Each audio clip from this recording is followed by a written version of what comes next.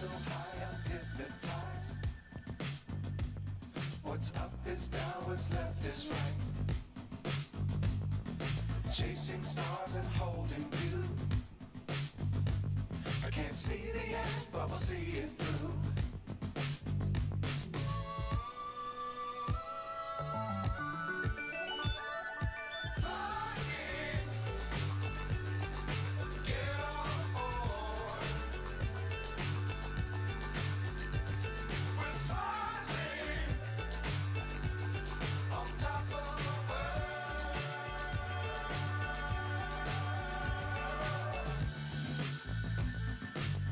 Times don't fly too high. Be sure to keep the ground in sight. Fly forever if you keep it tight. Love the world but keep the sky on your mind.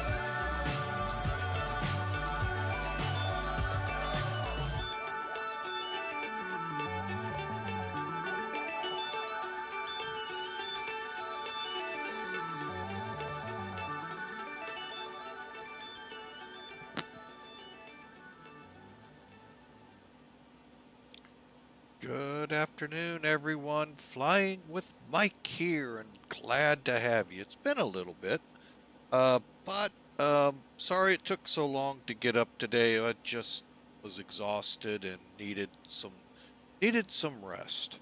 So my apologies for the dragging of my feet. Plus, you all didn't really know if there would be a stream or not today. Sorry for dragging my feet on that one too. But anyway, beautiful sunrise here in Africa as we continue the African Union tour over at Mac Air. We are at HBBA, Bujumbura, Burundi, Africa, headed over to Kaunda in Zambia. So got about a 700-mile flight, so it's gonna be fun. We're gonna get right after it, folks. I know it's a late start. I know for those of you out in Europe, you're pretty much headed out for the night. Gotcha, get it. I get it. It's Tuesday, folks, so all understanding. And those of you in the Far East, waking up. Welcome to Flying with Mike and the U.S. as well, starting into prime time here. All right, folks, so let's crawl up here. This, first off, is Flight Factor's A320. Now, Tolis did not make an A320 with the, I'm not even sure what C, conventional engines, I guess. I don't know what the C is in CEO. Other than the fact that's my boss. But anyway, so I really don't know. But this is Flight Factor. They made it. Tolis is going to work with them, I believe, on another project. But we'll see how that all works. I don't want to steal any thunder from anyone. But we're also in, American Airlines. I really wish you'd go back, or at least retro this out there. I really like this livery. Actually, I wish it wouldn't say American. I wish it would say U.S. Airways. I really think this was one of the better U.S. Airways liveries, and I just wish, since they're the ones that took over American, they would put one out. And if they did, boy, I just ate some crow. But anyway, beautiful livery. I love it. Even if they leave American on it, just fine. I really like the look of it. So now we are parked here in Burundi. Beautiful again sunset. We've got the trucks out ready to start boarding people out of the bus. So let's get in here and do a proper pre-flight, or as best as I can do it. All right, flight factors A320. It's a good airplane, folks. I do recommend it. Now, are you going to get razzmatazz like Tolis will? I don't know about that, but they do have some great things to offer. All right, so let's get going here. We need Sim Toolkit to do this. All right, as you can see, we are in the dark continent of Africa. A lot of the flights for the Union Tour center around Nairobi and in this region here. Just amazing the number of times we crisscross through this section in this first set of the tour. So we are currently, stand by, I have it up here, in leg 14 of 20. Now they actually do have 3 separate tours, and if you were with Mac Air, you probably know this, but if you don't, you gotta fly all 3 to get the badge. Yeah, they give you badges for flying tours. So, and it's, hey, look, I flew it. Ask me anything you want on it, other than specifics to each country. All right, so like I said, here we go. Well, let's first. I always like to start here. Hey, they got the weather server working again. That's awesome. All right, so HBBA, H as in hotel, Bravo, Bravo, Alpha. We've got a pretty, what do you expect? It's Africa, folks. 77 degrees. I think it's nighttime actually there. We've actually changed the time for a more conducive flight. Winds out of the north, if you want to call it that, at 2. And just a few clouds to deal with here and there. Ceiling at 9,000. And where we're headed, well, folks, another beautiful day there. 64 degrees Fahrenheit. Looks like a southeasterly wind, also at a puff's breadth, 2 knots at both places, and it's clear visibility, okay, 18 Celsius for those of you in that realm. All right, loadout, full plane for us. The aircraft, this is one thing, and I'm putting this out. I'm going to try to remember to put it in the notes for my YouTube video of this when it comes out. If you all know how in X-Plane 12 to change the EFB to allow for 180 people, I'd love that. Because when I fly the Allegiant liveries and a few others, they're single cabin. They're not first class and cattle class. So, really would love. Put that out, anyone that would know. So, all right, back to the loadout here, 25,186 pounds. We're planning to uplift 18,272 pounds of fuel and 136 people as well. They're signing their non-disclosure agreements, so they won't discuss good or bad the flying of Flying with Mike. Simple flight plan, but we're going to use now. Flight Factor has incorporated some of the stuff we see in others. The init flight plan init request. We'll get into that here momentarily. And a cost index of 9. We're going to start off at 24,000, but I think before KMI I'm going to be all the way up at 38. All right. from there, folks, the weather looks beautiful. Traffic is pretty decent here while I'm here. Speaking of traffic, I'm going to go ahead and file my flight plan. Hopefully, we're going to have to change that. We'll get it going. And everything else looks good, except for this. We're going to have fun. Instead of putting AAL, let's do it USA.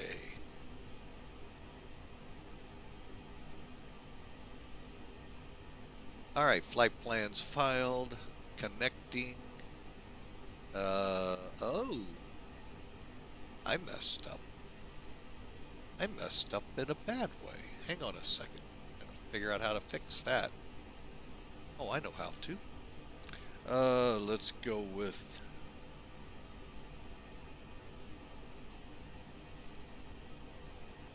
There we go. I had the call sign wrong. Don't know how I did that. Well, I kind of think I know. I hurried, and when I hurry, that's what happens. All right, so... Okay, so be looking for USA 572 out there on VATSIM, center of the Dark Continent.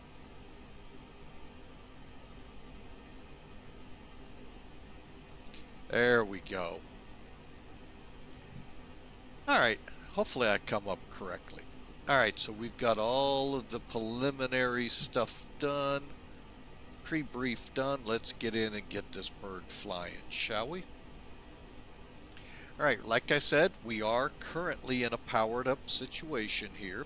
So let's first start at the bottom of the panel. Make sure our spoilers are down, flaps are up, and we'll do a quick look up here. And they show up there. I'm going to move the throttles, make sure they work. Parking brake set. Radars are off. We'll work with the transponder. I think can I clear it? Oh, cool. And we'll deal with this in a second. Everything else looks good as we roll up. So let's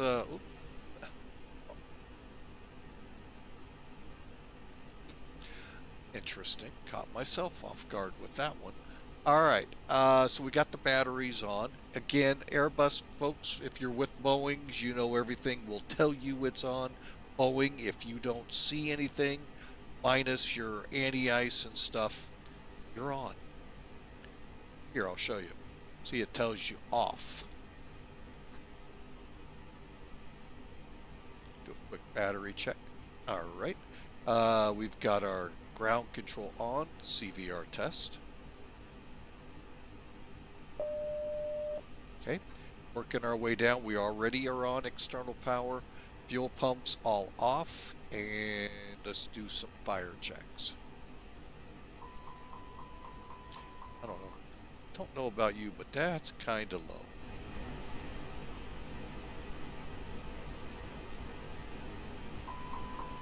Little better. And while I'm here, might as well just get the engines as well. Okay, those all tested out good. Usually you would look down. You used to be able to do that in Flight Factor over in 11, X-Plane 11 that is. When it came to X-Plane 12, that feature of being able to lock them in and let them stay binging while you checked your other areas like your ECAM, and you're actually above your start switches down below. They tell you which is in fire. So I don't know why they got rid of that, but whatever, it's how they see it. All right, so let's get some stuff working over here. Here's where it's a little, I'll call the word wonky out on it. Okay, I don't even know if that one. Nope. All right, 0. Okay, passengers. First off, let's talk a little bit real quick. Okay, ground power, here's supply, tells you how your chocks are, how your ground power is. If you want to do an air starter unit, voila. Fuel. In order to fuel the aircraft, you have to request the fuel truck. Okay, so over here is your fuel truck. If it's in blue, you're good. While we're here, let's go ahead and throw the fuel on. 18272.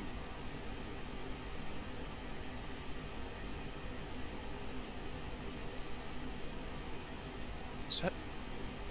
Okay. Passengers, 136. I believe that's full. Set.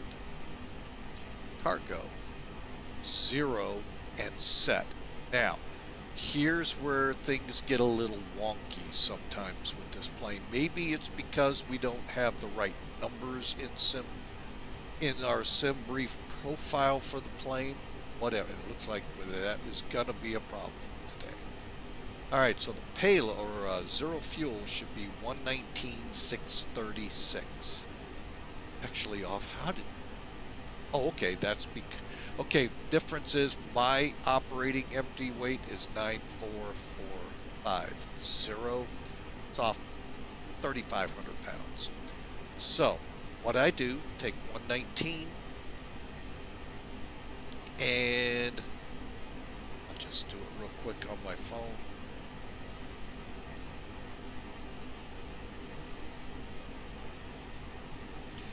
Oh, there's the $1 million calculator. So 119,636 is what we said in sim brief. Now, if you're not worried about that, folks, this is, useless to you. Real quick, 4722. Now, divide that by 4 bays equals 1,180 pounds. So we'll go back here, and that's what we'll put in. 118. 118, and 118. I can already hear some of you not paying attention. Hey, that's no Boeing. You know something, Hawker? Things just don't get past you that easy. Gotta fly Airbus. It's an Airbus World Tour with it. So there we go. We'll set it. Now, when we get up here again to the perf data, we're going to be a lot closer. Matter of fact, we're off by about 4 pounds. Guess what? Not worried about that.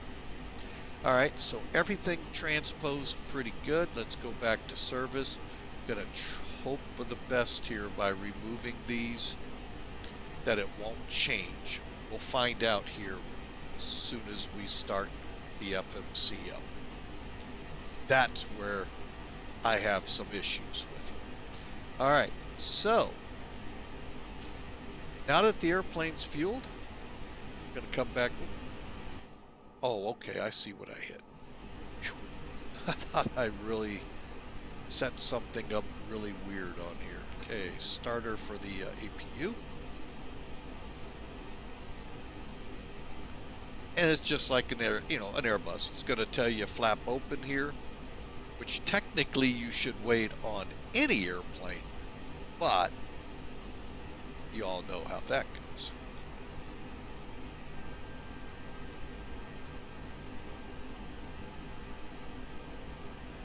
Okay, and then we can watch it. I think it spools up in a fair amount of time. There are a couple of Airbus versions out there where they really, boy, flight factors 767 in a blink of an eye used to fire up the APU.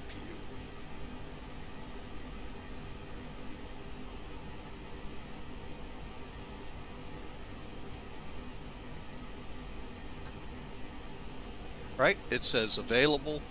We're good to go. All right, so let's continue on real quick here. All right, I'm just going to start working down. We've already working up. My bad. Okay, everything looks good. Go to nav. Looking for on bat. There it is. When it extinguishes, we'll start the next one. Why do we need to see on bat while I'm getting the other two? Basically, if you in flight, you lose your engine generators, either because the engine shut down or whatever. and you can't get the APU battery to come online, this is telling you that it will still tell you where you are on battery. That's the whole idea here. It's doing a test. All right, so we got those cranking up. All right, likewise, strobes, everything looks good here. Battery 1 or light, nav light, and logo 1 and 2, folks. There's 2 bulbs in the wingtips. If you look, well, actually 3. You have 2 different position lights. They're identical. The concept here is if you're the one doing the outside inspection and you come across and, hey, the light's not on. Hey, bulbs burn out. How do you think Sylvania and GE and all of them make their money? Bulbs burn out.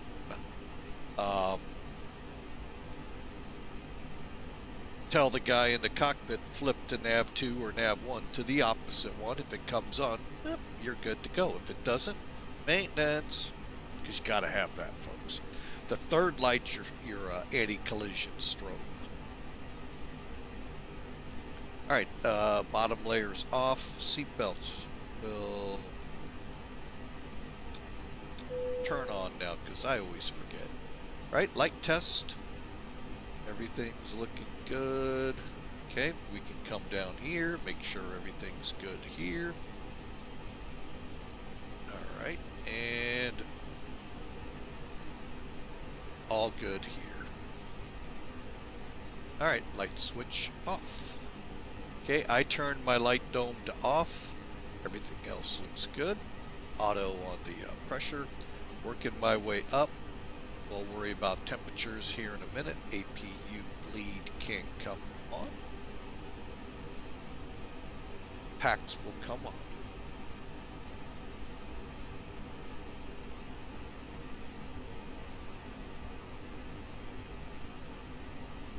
Come on, number 2. All right. Engine generators are off because the engines are off. Fuel pumps can be now turned on. Worked our way up. Now back up this way. Ventilation looks good. No lights saying off. Same with cargo vent. We'll bring it up a little. And our flight controls. Both sides look good. Middle of... too far. Sorry about that. Middle of the panel. Everything looks pretty good here. We'll set our good old altimeter. As soon as I find Sky Vector. Oh, may not be able to. No worries, I have another way. 1015 on the millibars. 1015 looks good. Alright, working our way down here.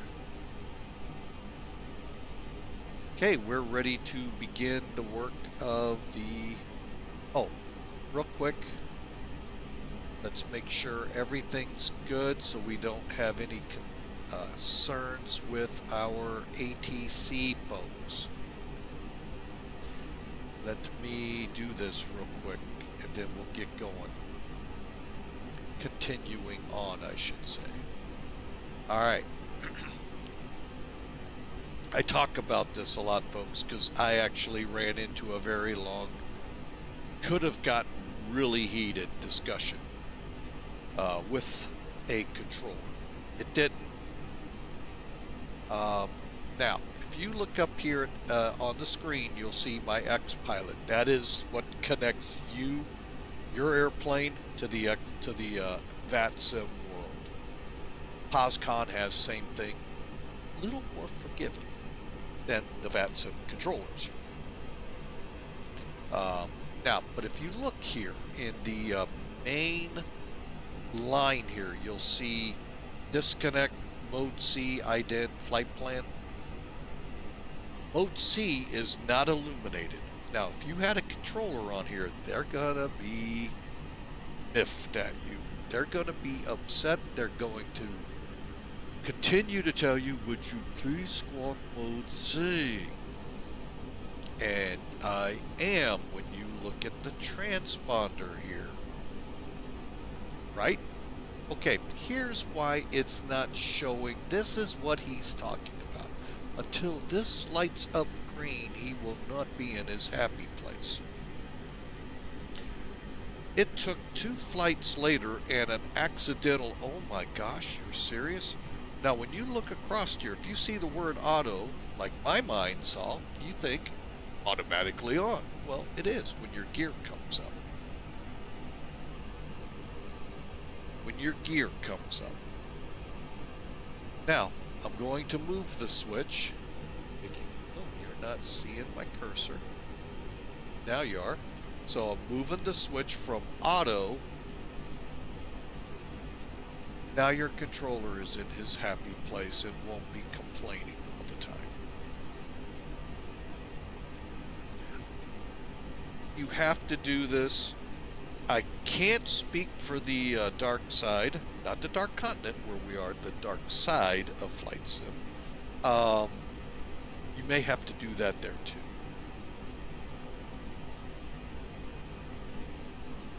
Now, even here, I'm going to flip it back and watch the green light go out. Even doing this does not correct the issue with him. Even this one, your TCAS. It is just this switch. Click, green, he's happy.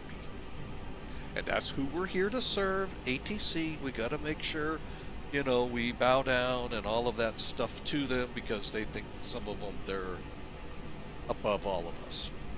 So, anyway, I do have some fun tongue-in-cheek with this, folks. But that's what's happening to you when they're telling you with your squawk mode C. Check your whatever you use to connect to VATSIM. Make sure that mode C light is green or whatever it's supposed to be in whatever form you connect with. Okay? Enough on that.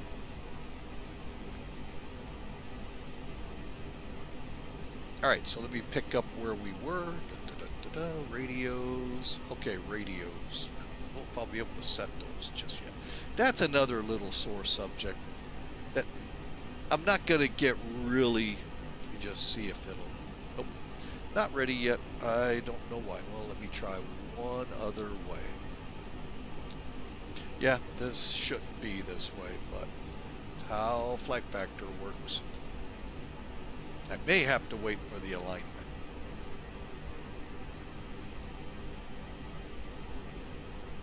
And if that's in the real world, that's really weird.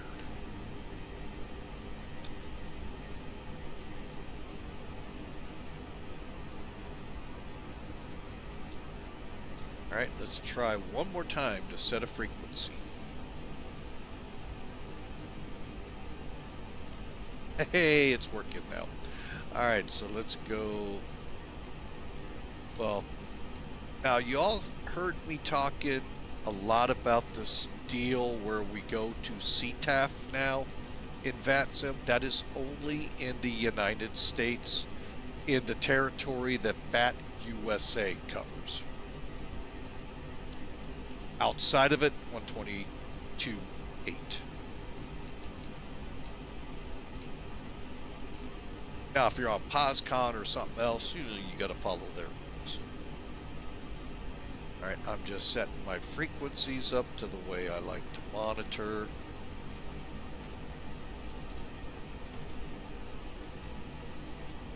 And if you all know what that frequency is, you are ready to start learning how to fly.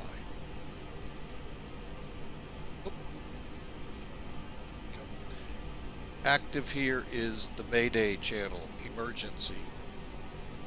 And it's also called guard. I'm going to keep it in standby mode, but this is just another Unicom, folks. All right, let's continue on with getting the FMC set up. All right, and I am going to bring in charts now. Reason I like using charts as soon as I find it here. Where are you waiting? I got to resize it. Hang on. All right.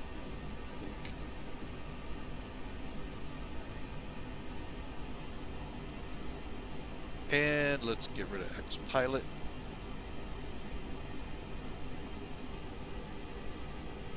Alright, so there's charts, there's our airport. Okay, so while we're in this alignment phase, okay, let's click over to, oh, I lost my mouse, where'd it go? Hello, mouse, where are you hiding? Oh, there you are. Okay, so we can come over here, hit, actually, hit it. Let's do this real quick. That's the init request. It's going to put all your data in here. Come over here. We're going to set our coordinates for gate 1. Gate 1 is 19.1. Okay, so it says up, down arrows. Oh, wrong way.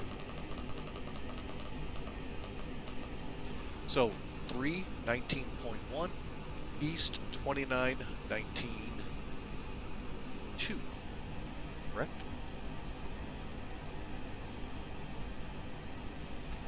Click this line select so you get the up down arrows over here. So 29, 19, 2 east. Alright, so reading it 0, 3, 19 degrees, 0.1 south. That's right, folks, we're south of the equator, albeit barely, and we are east 29 degrees 19.2 longitude. No, wait, latitude, sorry. Oh, longitude. Does it say east? Oh, that's right, yeah, never mind. Little tiredness came back at me, and then a line on ref. If you don't do that, folks, it's no big deal. What it's going to align on is this point here, which is pretty much where spot 4 is. It's going to line the IRS system up on that. What you're doing now is telling it to align closer to where you are. That means it'll be right with you. Alright, and done all of this.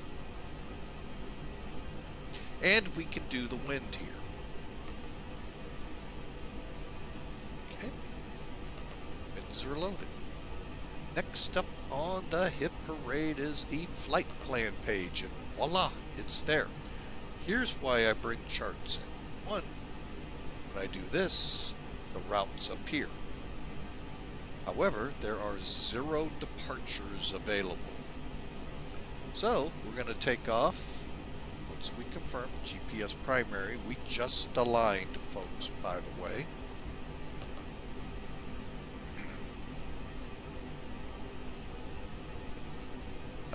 So, let's take a look here one more time at the weather. VFR, 150 at 2. The bad thing is, at night, there isn't much to control us. 3-5 or 1-7. Let's see here. I say 1-7. Change out so the routing is right. There we go.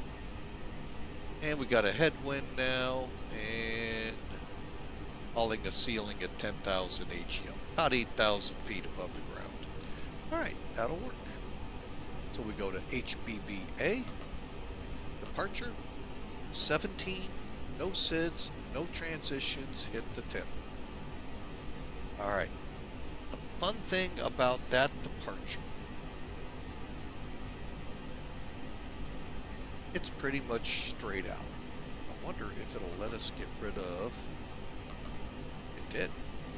So we can clear the discontinuity. Now, oh, hang on, clear this for a second. Want to go to plan. 20, let's do 40. Okay, so we're gonna now step through. You can see our first few. Oh, KMI is like right here. I thought it was way back. Wow. Yeah, we'll be going right up to 38,000, folks. I didn't know it was that close. All right, so we'll just kind of step through here. Now, Boeing guys, you know you have your little line select here next to the word step. Airbus, we just click the up arrow. And we're watching our route to make sure we don't see a discontinuity here or it goes way off, right or left. Then we don't have the fuel for it.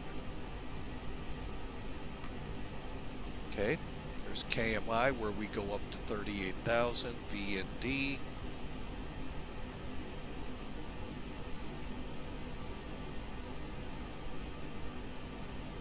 Wow, it really truncated that. Huh. To LN. And I lost my mouse again. I may have to get a battery in there. And LN, you can see, starts it. Okay, same thing down here. We're going to go to FLK, hit arrivals. Oh, we have some ILSs. Hang on, clear that off. Runway 10. Well, I can already tell you we got some ILSs, so that's cool. We may even have an arrival. So I'm going to zoom in. Let's see. Not really. Nothing seems to be lining up with our inbound approach. Okay, so we won't be doing that. So let's go to approaches. Okay, now this we have quite a bit.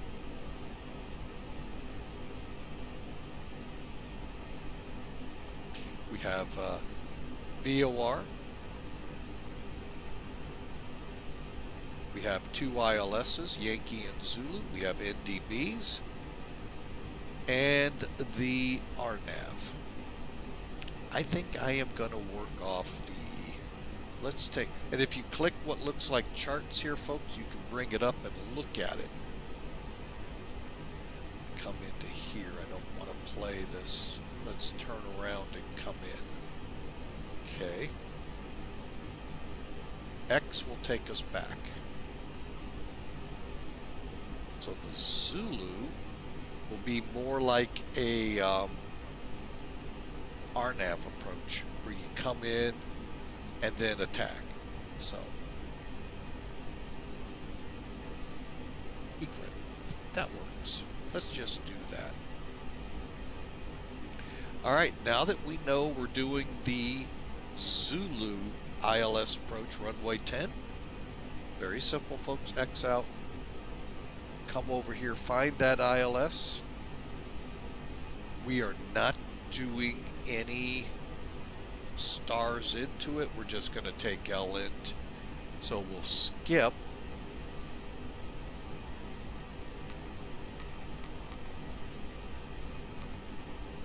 Okay. And this is not giving us transitions.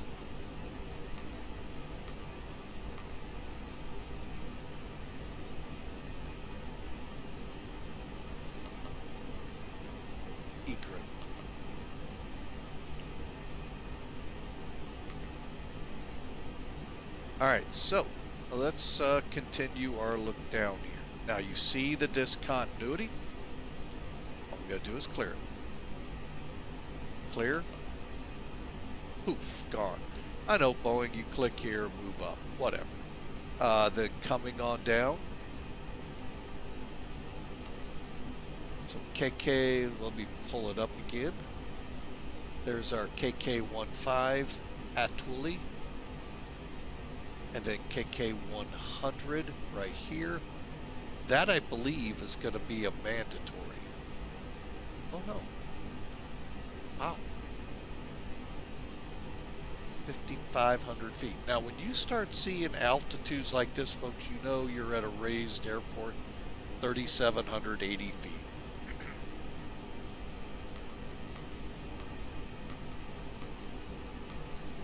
Okay, everything's looking good, and if we go to our alternate, here is our routing to FVRG. We're not going to clear those up. I do want to go back.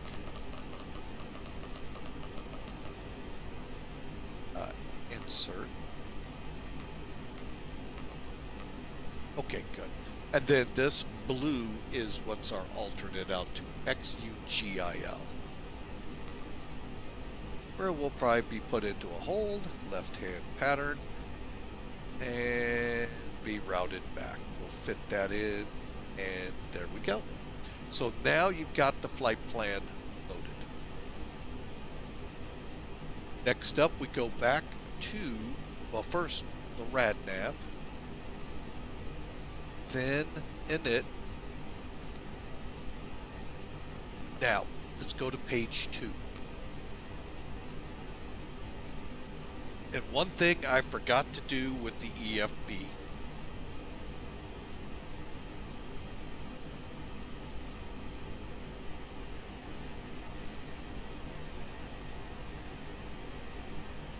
Oh, excuse me, folks. Okay, things changed again. We're back to 114. I hate this is what drives me nuts with them.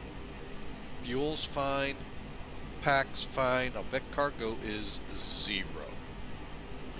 So guess what we got to do? Call them. Can't do anything unless you call them. This is something that I wish Flight Factor would address, because it's aggravating. At least this one's not bad.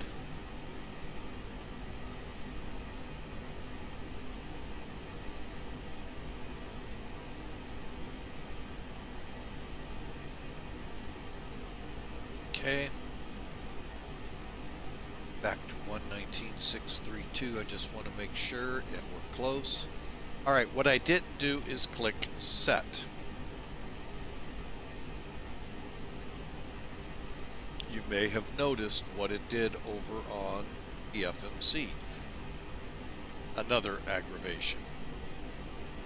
You can't get this to read in pounds for us in the US. It's in kilograms. So you would have to take your 0 fuel weight, put it in the Google converter, and it's close. It'll be there, folks. Again, something that should be very simple, they're saying is not. So whatever. It's their program, their product. You decide if you like it or not. Because I can do it in totals. Alright, so we've got the performance started here. Alright, so we're going to get if it'll get it. Ooh, it did. But again, I am set, I think. Let's make sure before I complain too hard here. That's not Flight Factor. That's my computer. Yeah, weight in pounds. So, okay. I see where they would argue.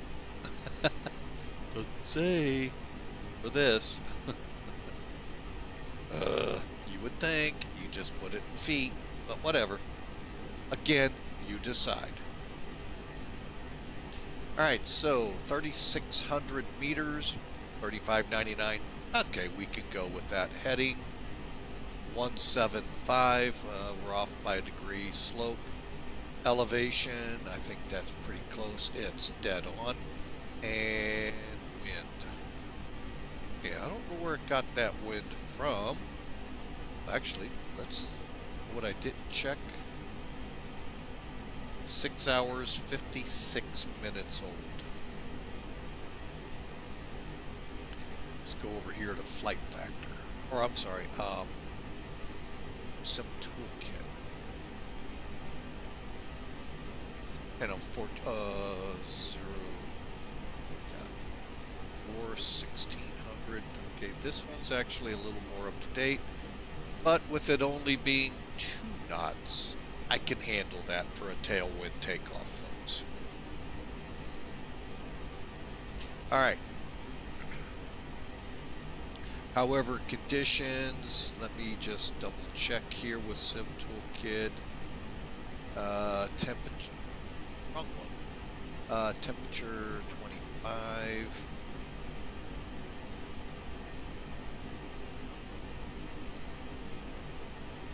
See, this is a gripe I have with anyone that puts these out. Could you put the METAR you're working from, time and all? so I know, like, should I adjust? Because we know we have a 10:10 on 6 hours ago. Theoretically, this one actually is older. Wait a minute.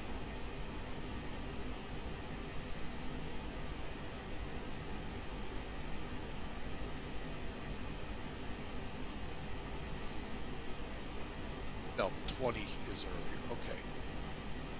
We're going to stick with 10:15. Stick with the winds. Takeoff weight is in pounds, but of course now you look over here, it's in kilos. Yeah. You get, let's just calculate. You get what I'm saying. It's a work in progress. This is something new that Flight Factor Group has put in. I could go to my Top Cat and maybe do better, maybe not, but I'm not. I can actually do Top Cat here. Anti-ice not needed, thrust config. We're going to go 1. Alright, so this tells us how we'll set the McDo up over here. Alright, so our next step after we get our is the perf page.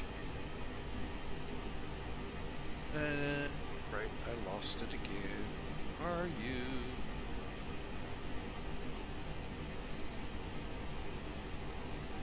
Perf. Alright, now Tolus will give you a way to do this also in this and a combined where you can use the EFB and that to play out scenarios for your best departure. Usually, from what I understand, the real pilots plug it into their system in the aircraft, McDo, send it to dispatch or whatever company does their work, sends it back, and they plug that data in after checking their charts to make sure they are legal. We're going to go with 146, 147, and 151. Respectively, V1 rotate V2. They're telling us flaps 1.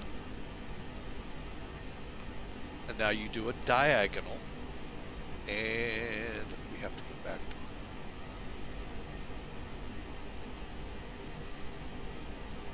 we have to go back to the perf page data to get the trim, which is kind of weird. Down 1.0 right here, and we're flexing at 64. Flexing is basically the same as derating your, what the heck is going on here? There we go. Is so your aircraft doesn't run 100% on the engines. It's backing them off a little. Flexible thrust, meaning pulling it back to have enough thrust for takeoff, climb, trying to keep it from too much wear and tear on the engines.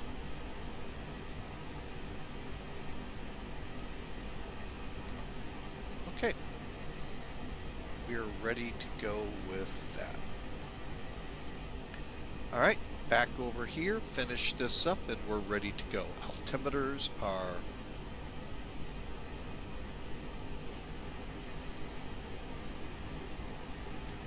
15. Okay, just making sure. 10:15. Then we want to make sure our flight director is on.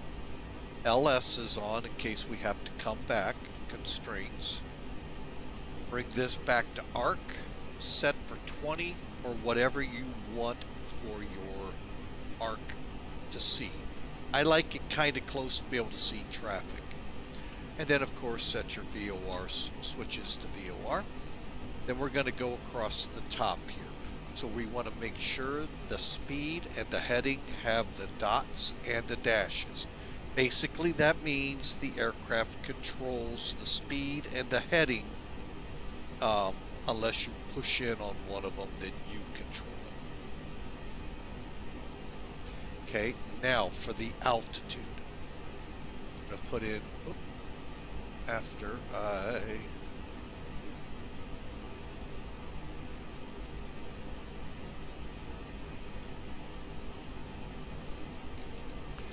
there we go.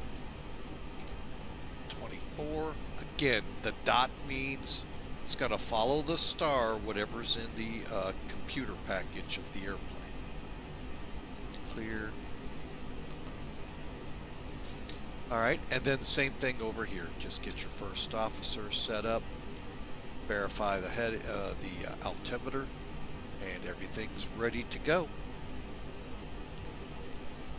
Just going to fire up my ACARP program, which I think I don't need to do. It's going to probably tell me, don't do that.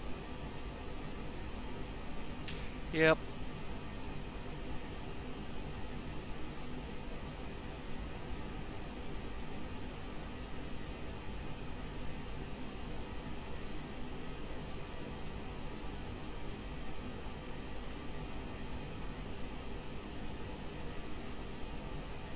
All right, here we go. And the flight is, whoop.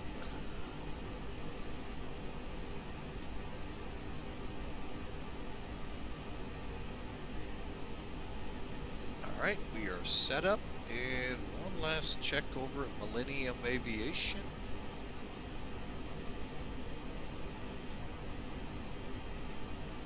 We are on the map. Perfect. All right. We're ready to go, folks. I hope you are. And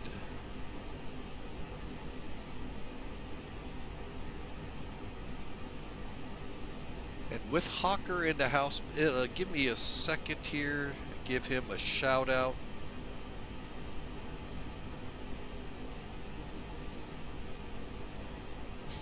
Oh. Like what? Channel not found. What?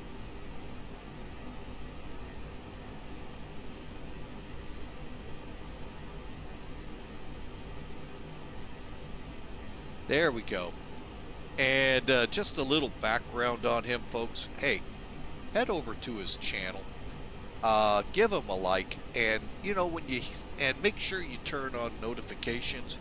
When he comes live, he may be doing a bunch of things. But you'll see the progress he's doing on the Hawker 125 in his garage. What he's working on, he has the fuselage only. He's working to turn that into a flight sim. So you can check in and see where he stands with it.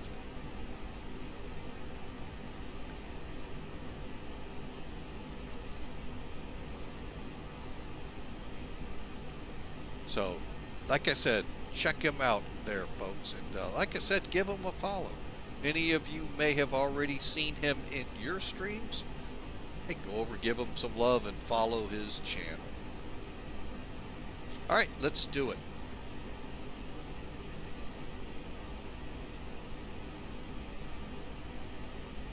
All right, so final checks here in the center. Okay, first off, everything's on. You know what? Let's close up the doors. I think we need to do that first. Just, oh, my bad. Remove and remove.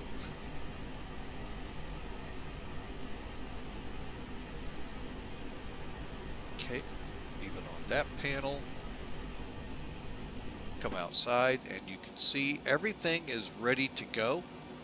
We're going to push basically straight back, push the tail south, and point ourselves north so we can get right on the runway for the back taxi. Last look up here.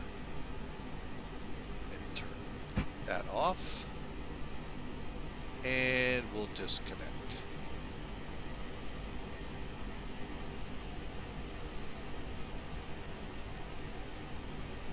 Lastly, we'll get the chocks. The chocks, once better pushback is rared and ready to go.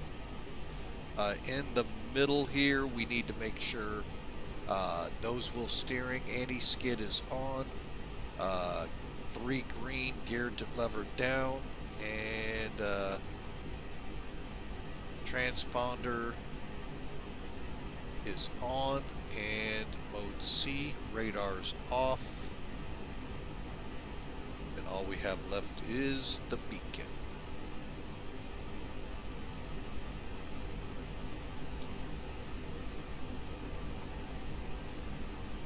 Seatbelts are on. Better push back.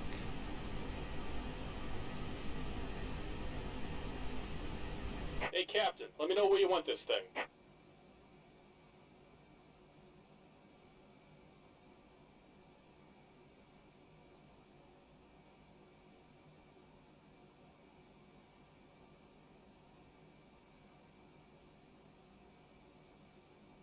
Great news, Captain. Your tow's coming.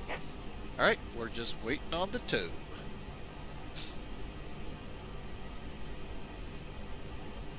So I hope y'all had a great weekend. Hope you enjoyed the stream over the weekend. We're going to see what Africa has to offer today.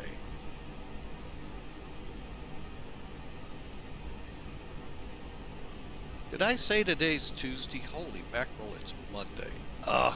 It's been like a Monday. Oh my goodness.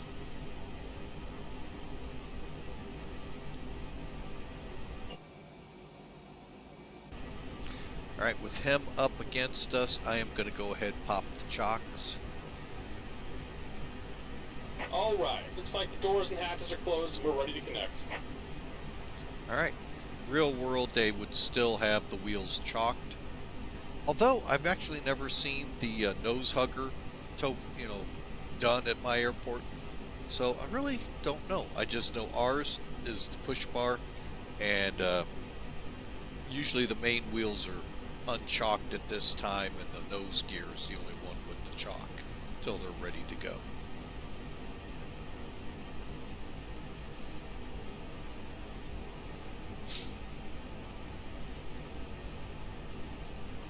May see the nose rising a little here. I am. Welcome aboard, Captain. Tow's connected, bypass pins inserted. Go and kill the parking brake when you're ready to go. Alright, folks, you ready to go?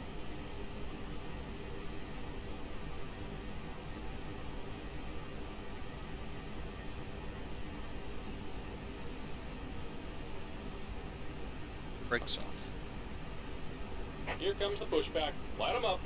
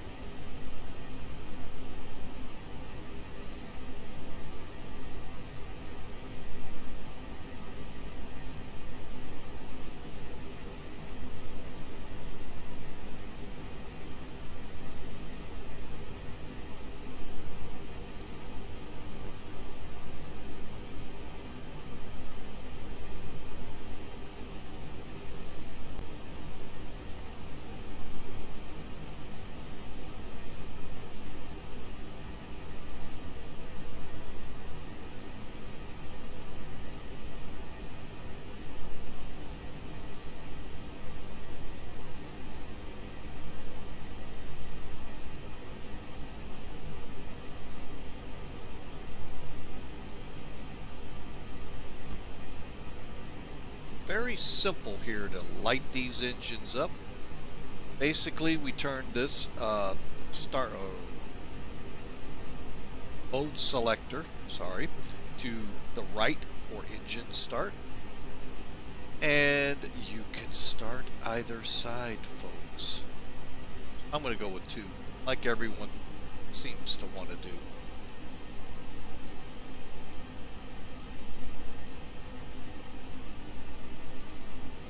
Now, granted, a lot of times they start up number 1 when they have an air start. At least that's what I noticed with Allegiant. I don't know if that's in the SOP or not. Don't know. But we're watching the engine spooling up here.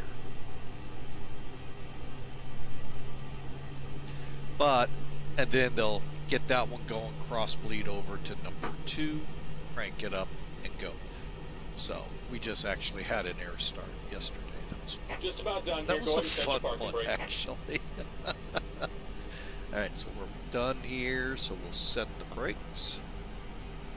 And we're disconnecting the tow. Give me just a moment. Okay, once you see the word avail there, folks, you can begin to start the other engine. I'm going to go ahead, flip the cross bleed switch, make sure I get the right one.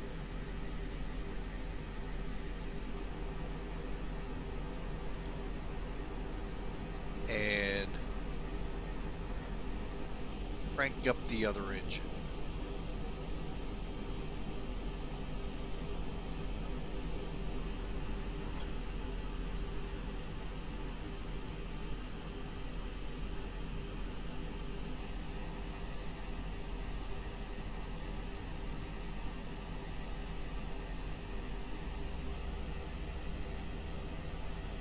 And we're disconnected. Signaling pin on the right. Take it easy and have a safe flight. Thanks for flying with Mike there. Better pushback. And folks, that is a free utility to allow you to pretty much push back how the chart says. Because some airports, you're going to be zigzagging to a spot sometimes. So I really like it. This one was pretty simple. And there's the pins. And then I'll shoot him. But others can be where you push back, pull forward, you know, a whole lot of weird ways to get out of where you're at. Okay, both engines are running. I don't see the word avail. That's probably because we were chit-chatting when it happened. Click the timer here. Got 3-minute warm-up while we go through the checks. Alright, so APU bleed. Well, first off, engine mode back to normal. Up here, engine bleed, cross bleed back to auto and off. Ground, this is, oh my gosh, eyes. Ground spoilers, armed. Flight factor missed it in the textures here. There should be a white ribbon to let you know they're armed. I know they're probably going with the fact these aircraft have been around since the late 80s. But I'm pretty sure they keep their panels looking decent. Flaps to 1, pitch trim. This one's the fun one. So what I do is I bring out this display, click flight control, FCTL in your switches here. See how it brings this up nicely? I actually like how flight factor sticks it to the little off the center. Anyway, just come down and real quick, we're looking for down 1. Okay, so currently, I think this one we spin, yeah.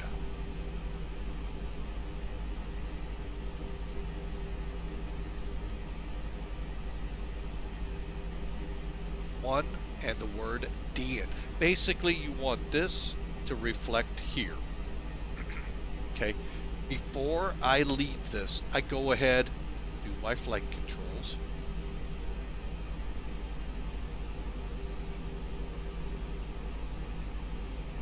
Or check. Okay, elevator. You'll find if I've got something open already, instead of coming back to it later in the check, I'll just do it now.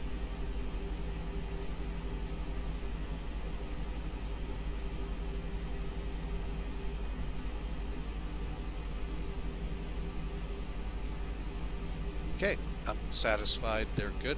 And that's a real good check, folks, to make sure gust locks aren't on. Then I unselect it. Okay, pressing on. Engine and wing anti-ice not needed. However, we've already got the bleed switch off. Let's go ahead and start shutting the APU down. Slides to armed.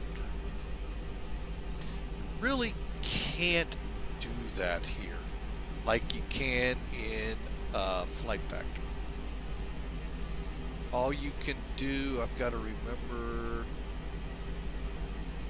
pretty much it. Lights is what we're going to be setting up now.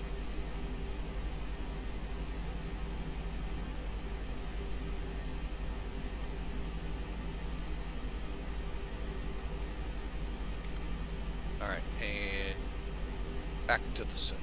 Alright, so auto brakes. And now we're just kind of following what's in our checklist here.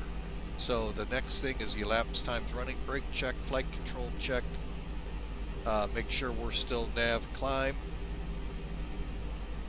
Good to go on our time here. Terrain on. Get the radar here in a second. Get the cabin called. Actually, I already did that with the status check over there. And so we need max, and we need for the test to be confirmed. Good. We're ready to taxi, folks. Like I said, radar real quick.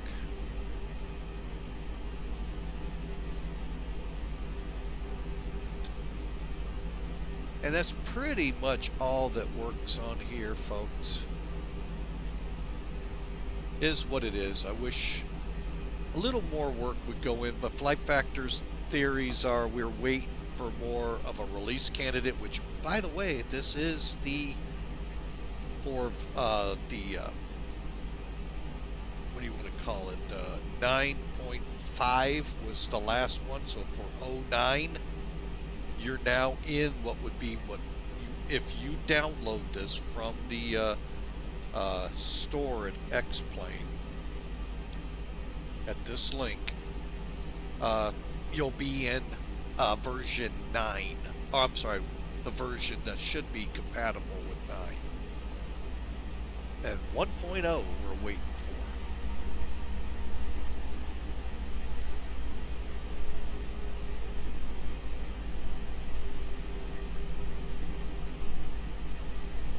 Burundi traffic, US Air 572 taxi to runway 17 via back taxi.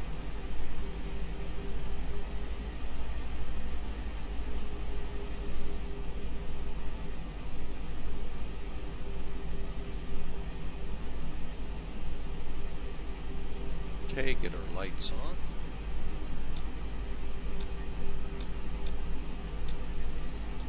When I take a runway, I am all lit up so people can see us.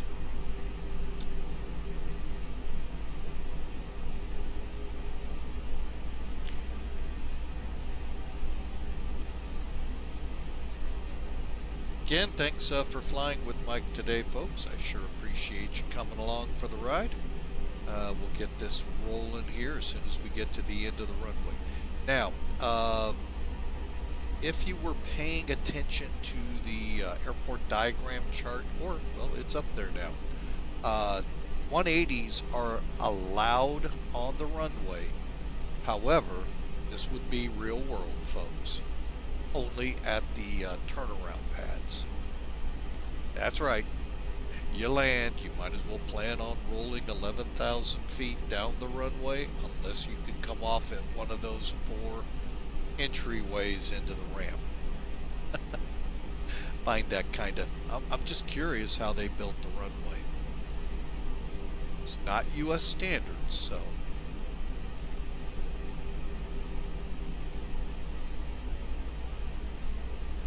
Just curious. I mean, I would always love to go on an Africa safari, and not sure I'd go into Burundi. From what I've heard, that's not where one of the big safaris, works. I think I heard it was Zambia. But I always wanted to. Only problem is I can't afford the airfare just to get there, let alone what it might cost for the safari.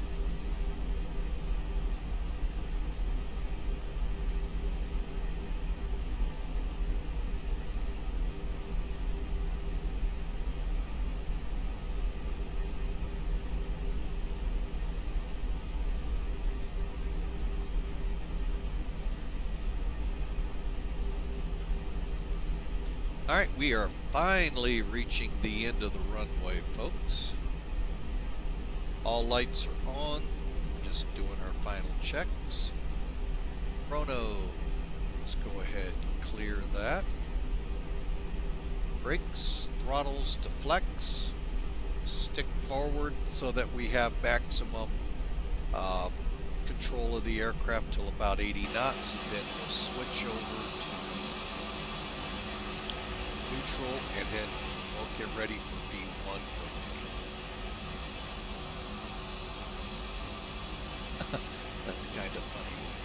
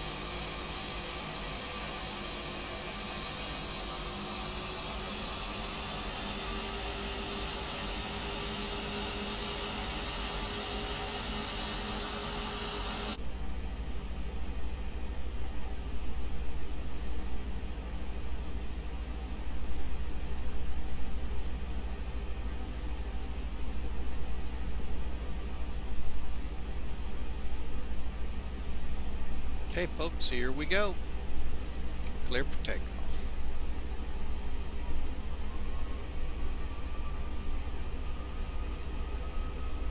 Okay, engine stable at 50%.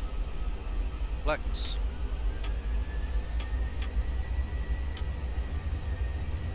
Caution, on taxiway, on taxiway. Okay, flex. Oh, there we go.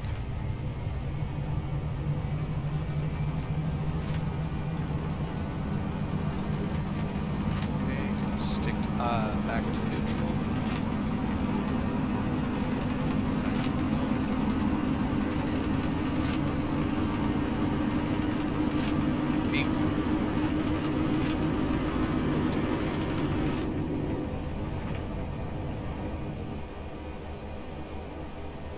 Positive brake gears coming up.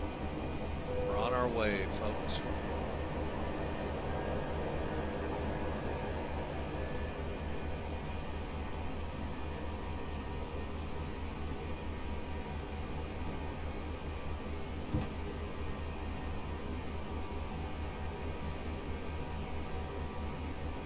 Let's go to autopilot, and away we'll go.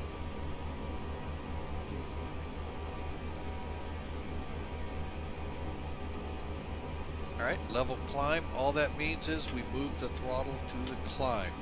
Let me show that a little bit while we're climbing here. So as you look at this throttle, folks, you have these different notches. MCT, flex, toga, and climb. That's where we're set. And that's what they're doing, setting it so they're in the proper configuration for takeoffs. Let's do a quick cleanup here. Spoiler is de-armed. Flaps up.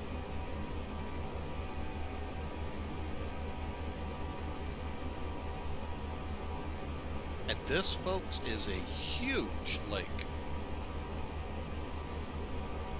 When I pull back, you'll see what I mean.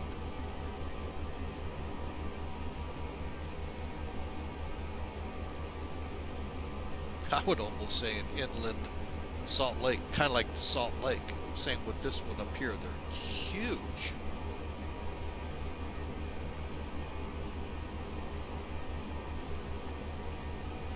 All right, we're through 6,000, almost 7,000 now, and we're heading on to Zambia.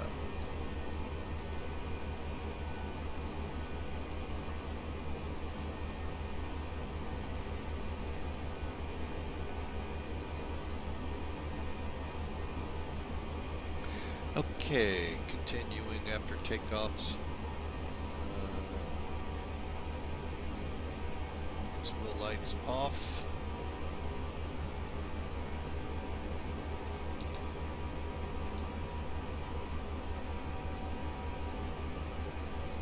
As soon as we cross 10,000, we'll turn the landing lights off. Let's transition here.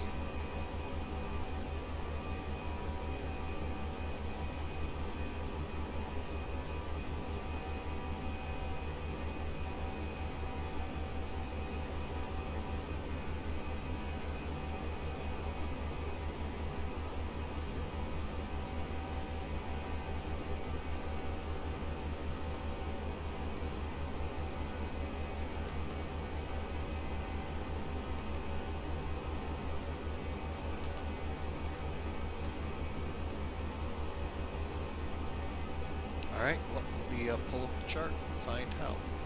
Go ahead and pull this away. Yep.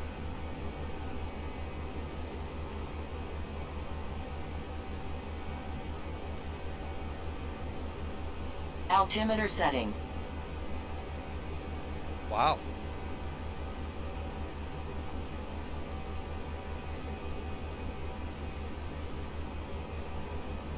Huh, never had it do that before. 9,500, 11,000. Okay, we're at 11,000, so we need to get the landing lights off.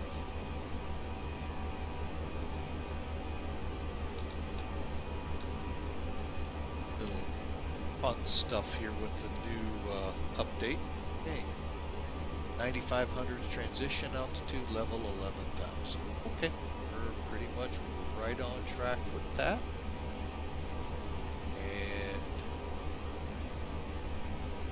We are climbing away for 24,000, and then we'll step up to 38,000 before KMI. All right, folks, welcome aboard. Hour and 50 minutes to go, 5-0, and we are on our way. I was hoping to get airborne a little quicker. We got a little wordy in a couple areas, but again, thanks for being a part of Flying with Mike today.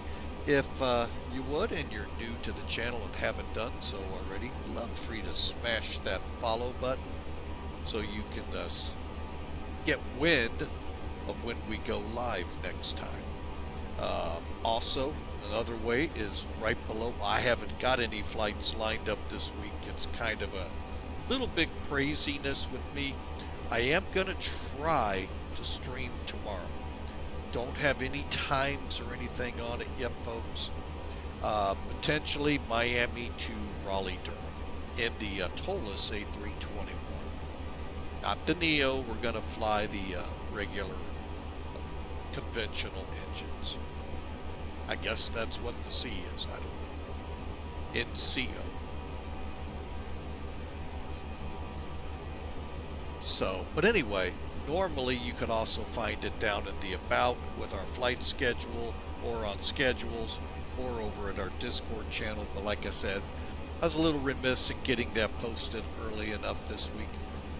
My only other free day to fly this week would be Friday, and I'm coming off a 48-hour shift at work, and we're beginning to transition towards summer. Now it's going to raise up with spring break, drop a little, and then sky's the limit. Who knows how many flights this year for the summer. So when that happens and I'm on a 48, folks, I really don't like to schedule, because usually I schedule it too long and I'm too tired. So I try to be respectful of you but I also have to respect what my body's able to do sometimes. All right, so we're on our way. Watch the time as we climb. By the time we get to 24, it won't have dropped off a lot, but we've already lost nearly 10 minutes of en route time.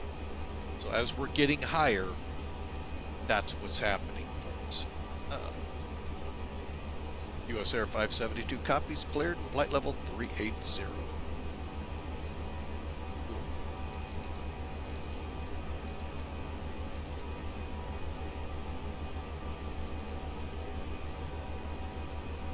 Let's see if that's reflected down here. All right, we're on our way, folks. And again, if you want, watch the time there, folks, in the ETE box. Remember, the flight is scheduled. Gotta find it because I write it down. 1 hour, 52 minutes. Well, we saw that wheels, as the wheels came up. We're already only 8 minutes into the flight, and we're already down to 142, and it will drop even more as we get higher.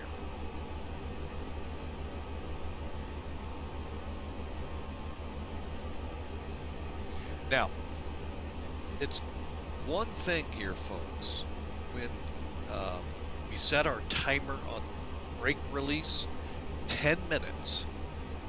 Most clearances will give you 10 minutes at climb to 5,000 feet. 10 minutes later, expect flight level, blah, blah, blah. There's how you know you're 10 minutes, because technically, by that clearance, you don't have to contact ATC if they didn't tell you. Take it up. Now, they might call you early and say cleared flight level 380, but as I understand the regulations, if you're given that kind of a clearance where you're told 10 minutes after departure, flight level blah blah blah, head for flight level blah blah blah, when your timer hits 10 minutes.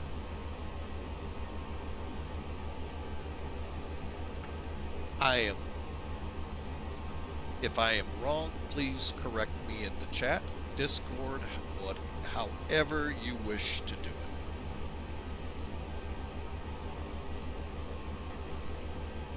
That is my understanding. I am not an instrument pilot. I only have a real-world private pilots. They don't give us clearances like that, folks. I don't ever remember, at least.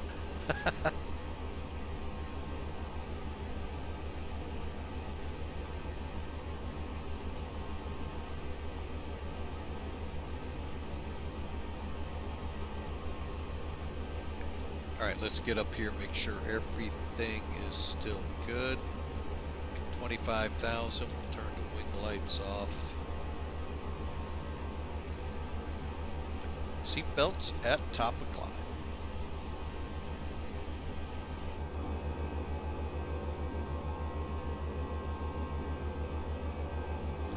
Clouds are getting better, and I'm getting wind that part of the next update, which will be X-Plane 12.1.0 or whatever beta they're at by the time I get it. Weather is kind of on their plate, so and I'm sure a bunch of other things, but I'm looking forward to see if and when they begin upgrading what already is a phenomenal weather. The only big thing with me and X-Plane weather, and I don't understand what X-Plane does with the weather, it seems to rain no matter where I'm at. I could have a clear sky, temperatures way outside the 3 degrees, the 5 degree range for dew point and temperature, and it rains on me.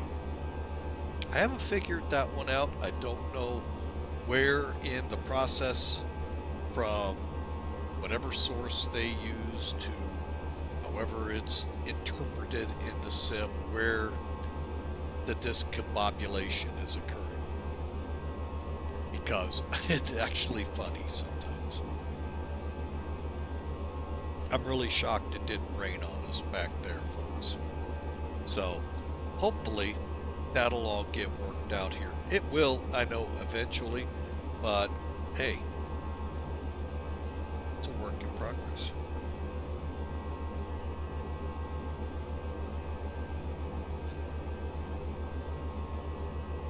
But yeah, the scenery is just amazing here. I know y'all are gonna say, well, you gotta go see what Microsoft did. I don't. That's okay. Y'all enjoy the dark side. I think flying-wise, it's better here.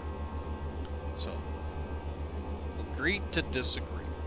So, all right. So, let's see where we are in the climb. 28,000. And if you haven't noticed, we're already under an hour and a half. Now, mind you, we're getting into thinner air. We're getting into better winds. Actually, that's more than what was in my sim brief. Anyway, but again, you got to come down through it, so the time will expand a little bit more as we come down. So, hey, we're doing great, folks. We'll be there in an hour and 25 minutes, or 30 minutes, we'll call it. Now, you may have noticed we've stopped running a lot of music on this. I'm kind of getting a little perturbed how Twitch allows one. You follow the rules in YouTube for the same song, and I'm getting hit with copyright. So I am not going to play the game, and I'm just beginning and end, and that's it. So sorry. it just is ridiculous between the two. It's kind of like when you watch a movie. Some movies go to this channel, some go to that channel, and then, oh my God, they go to the other, they're in deep trouble. So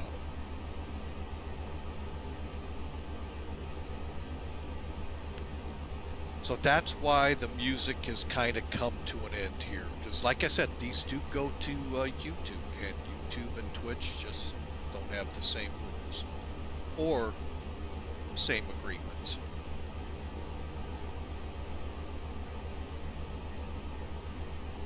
Alright folks, I am going to let the plane continue to climb. I'm going to take a quick break, and we'll be back with you here in just a few minutes.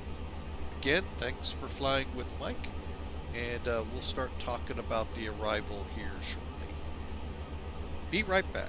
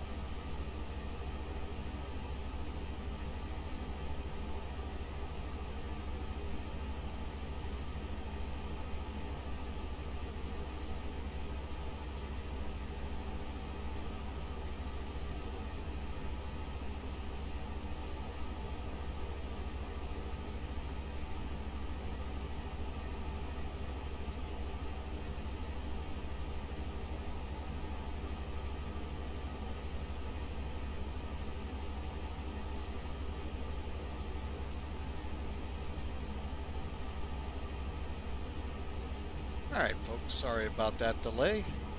Had to get the dog taken care of and all. Alright, so we have reached our cruise altitude. Let's go up here first. Be nice to the passengers, because usually I forget this. Also, I see Hawker has already done it. If you're interested and like to put a prediction in, all you have to do, folks, is use the exclamation mark, the word predict, space, and a negative number.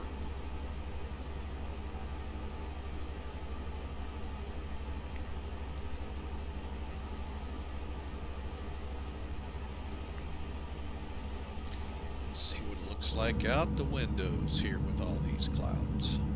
Not bad. And we are about an hour and 20 minutes out, so we're on our way, folks. Hope you've enjoyed, and kind of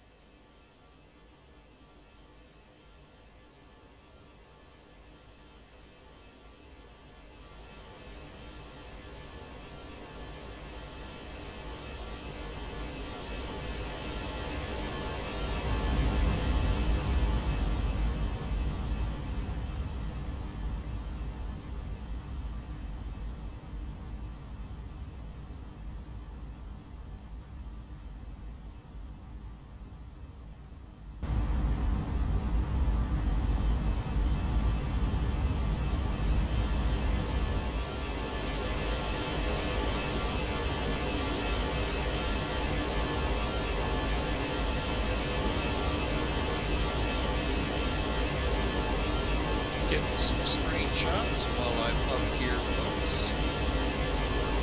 We still have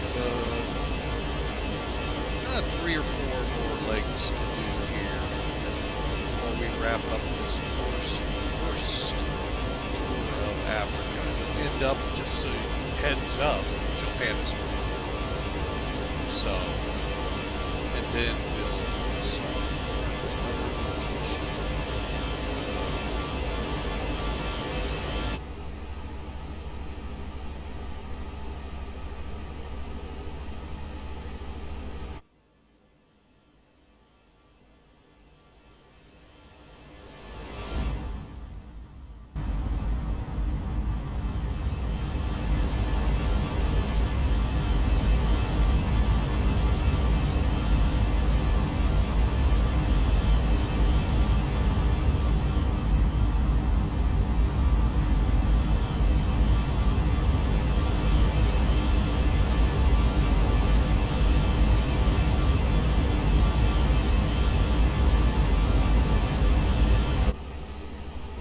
Alright, so there you have it, folks.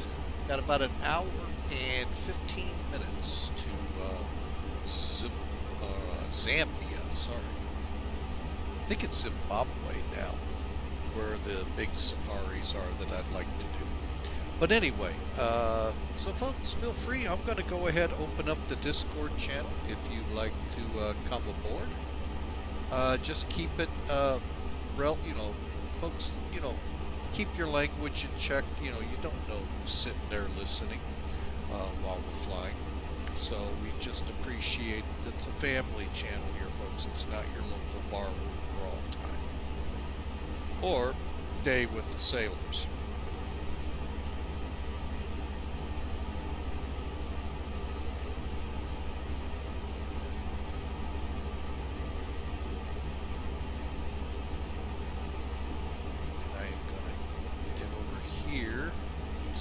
Lighting changes.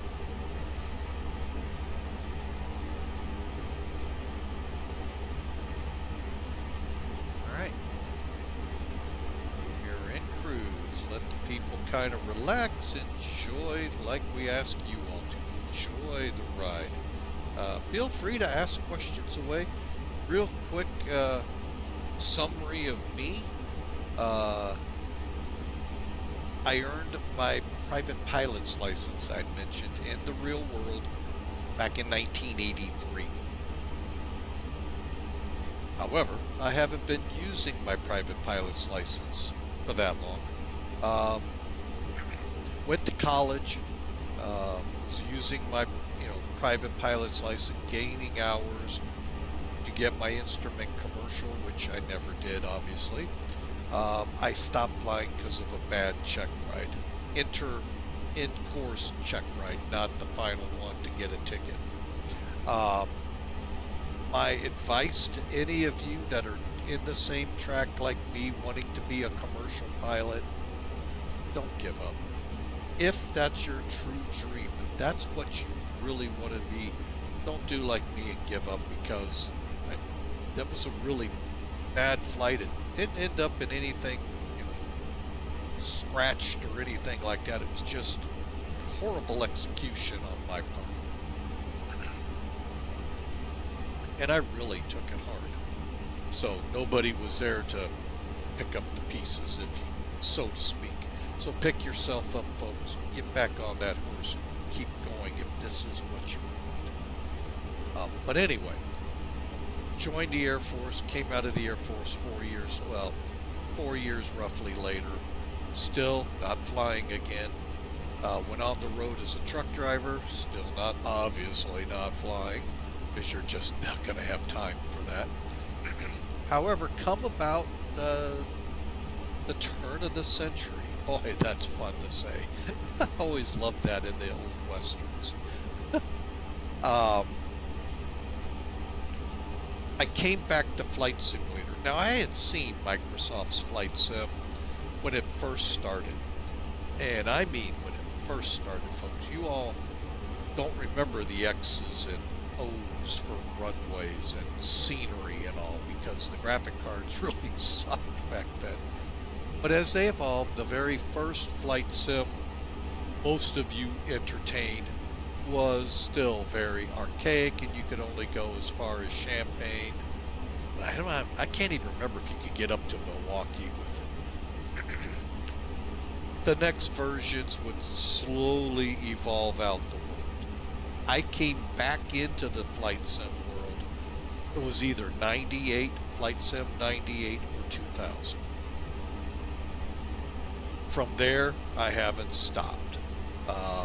I've been with Century of Flight, and I'm sorry, folks, I'm gonna ruffle a lot of feathers. To me, that was Microsoft's best simulator. I haven't seen any outdo that one yet. Oh, we can argue and quibble over 32-bit to 64-bit, but hands down, that was their best. And sorry, I don't see it changing anytime soon. Went up to FSX. Okay, I'll agree with all of you. It wasn't their greatest. But once you got a system that could run it, folks, it was great. At that point, it became a really good sim. As good as Century of Flight? No. Prepared? No. The new one? No. Oh, you get eye candy, but no, everywhere else. Eventually, the computer I got ran out of memory. Not because of FSX, because me, the one that bought it, didn't get the hard drive set right, and I ran out of memory. I've never seen this before on a computer where it wouldn't even start up. So that's what I mean by running out of memory.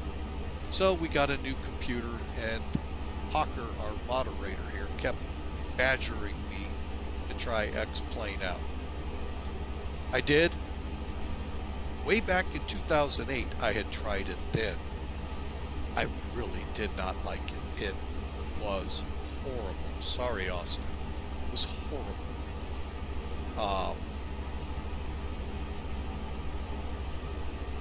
But when I came in with X-Plane 11, massive changes had occurred, and it was really good. And as you can tell, I haven't left and don't plan to. When I bought that computer, I had all intentions of trying out the new thing from the other side of the house. Won't. Never did and won't ever try. Sorry. But I've stuck with X-Plane. They are phenomenal. X-Plane 11, I mean, many will say it's still maybe a little more of what they want than X-Plane 12. If you want weather, folks, X-Plane 12 has these volumetric clouds, as Austin calls them. I think it's better in 12, but I get it. People spent a lot of money to make X-Plane 11, you know, look the way they wanted it to look. To each their own. Iowa Scotsman, welcome aboard. Glad to have you here, sir. And at the same time I bought the new computer, a few months later, I actually began streaming. About 3 years ago that all happened, 3.5 years ago. And I'm going to tell you, it's been enjoyable. Ups and downs with streaming, a lot of ups and downs. But overall, that's my life story in about 10 hours of telling you. Hang on a second. My chat thing stopped here. Doggone it. There it goes. So, thank you all who have come aboard to follow us. I never, ever dreamed people would ever want to follow along. And then the few that we have subscribing, that I really never expected it. Thank you all, from followers to subscribers to donors. I just appreciate it all, folks. So thank you.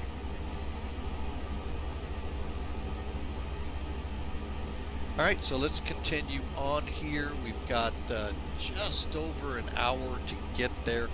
I'm going to go ahead and start our arrival brief here.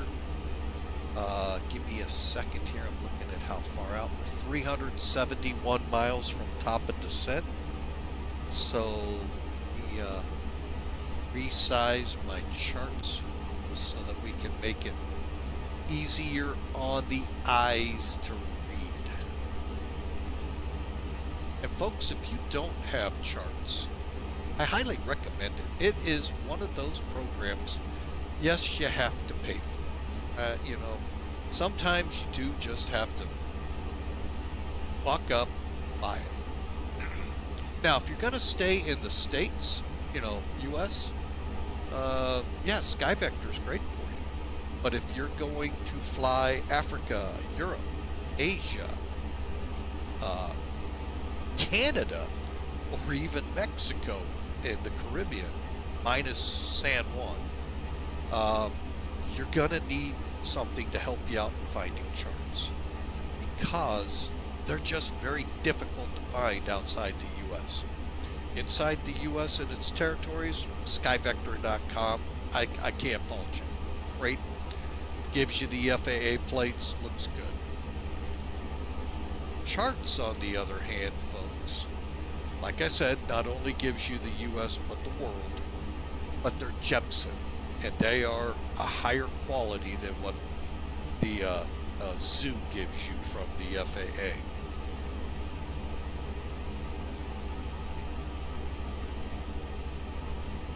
A lot more information. Now, I'll give you, there are some times where the FAA plates actually give more. It's rare. All right, let me, what did I do here? Let's go here. All right, first thing we want to do, okay, the weather is no longer being reported down here, so we're going to have to go off of prior weather. So bear with me, I'll read it off from, I can do it this way. It's not completely,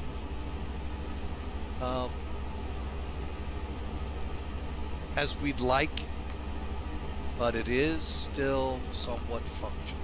Okay, that one's not. Where is it?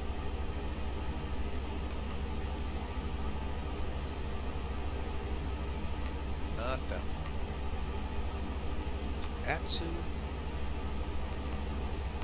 Okay, I lied. I thought you could get VTARs at least off this, and I was wrong. My apologies, folks.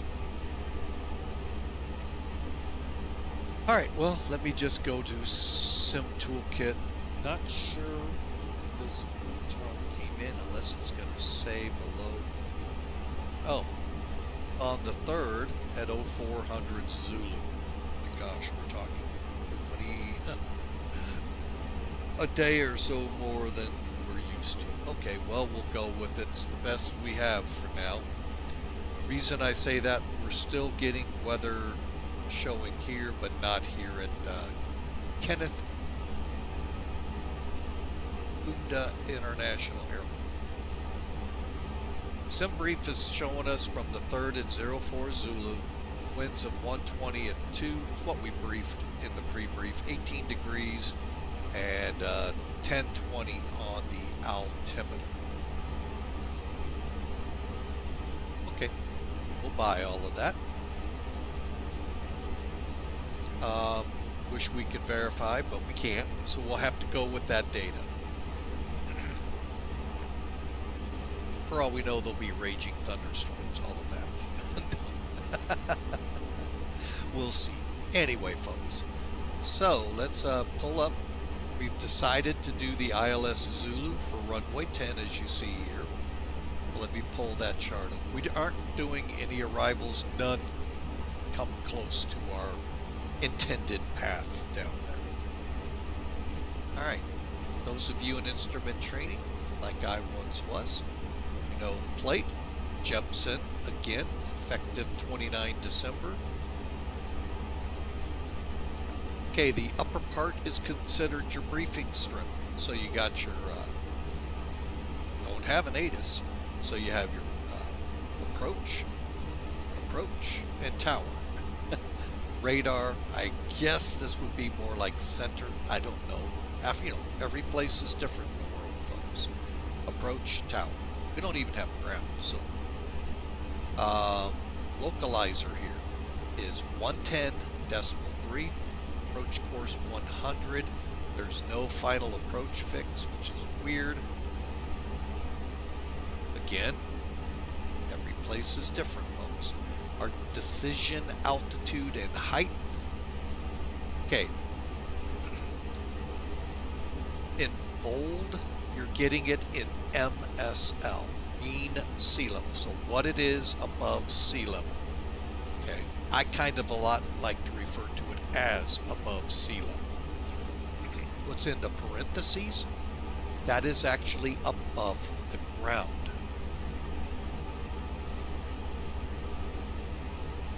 So, when we say 300 feet, we're talking 300 feet above the ground. Now, this airport is 3,780 feet above sea level.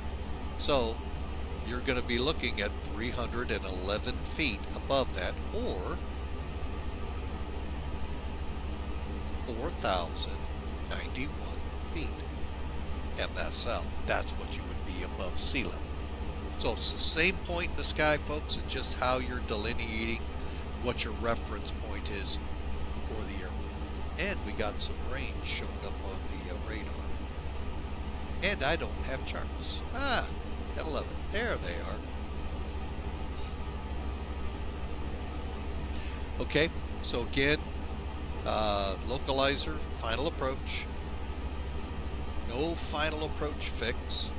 And then we just talked about our decision altitude and decision height. That will be what we determine to put in the FMC here, do, for our arrival. Be this page right here. Next phase, next phase. You'll fill these in. It'll help clean up what your landing speed and approach is. Most likely won't change much at all, but though. So,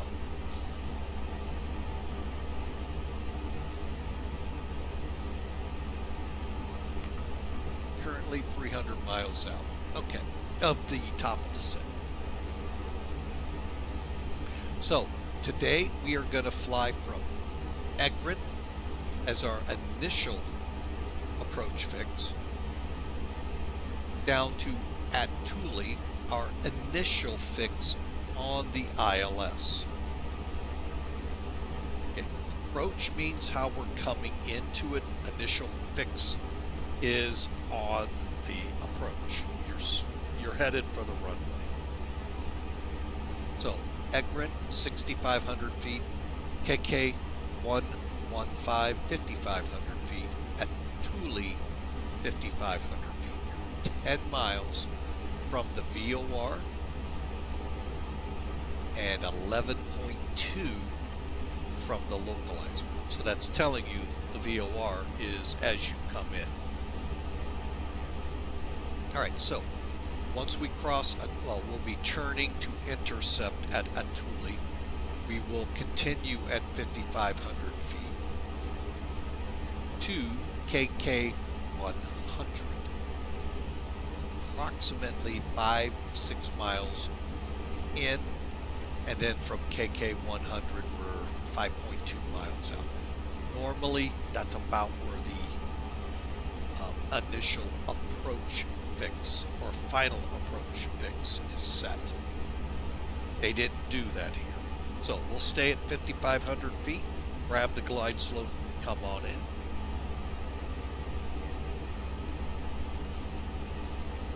And that 3-degree glide slope for us will be right around 700 feet a minute. We have a high ALS and PAPIs on the left side. Just approach 6,100 feet on a heading of 100, then intercept the 86 radial to XU Guild. Finally, our minimums. This is what we have to have to even come in for landing. So technically we don't have a METAR. So we really don't know what we're coming into. So that probably means at this hour of the real world night, there's no airplanes coming in. Anyway, minimums here have to be above 311 feet, ceiling, broken or overcast. In this case, round up to 400. Because you're not going to get it in a METAR at 311 feet. You're going to get it either 400 or 300. Always go, say, 400.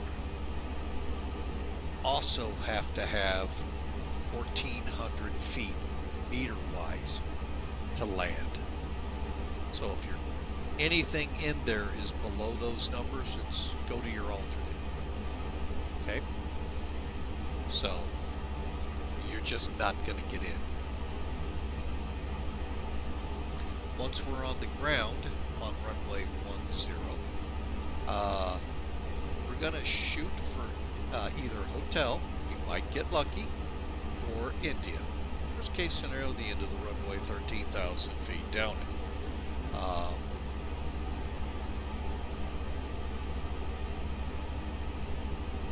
And that's about all we have chart-wise. Now, we don't have good weather to work with here, folks. So what I'm going to do is get us in a little closer and see if we get better weather to work with, other than on the 3rd at 4 o'clock Zulu in the morning.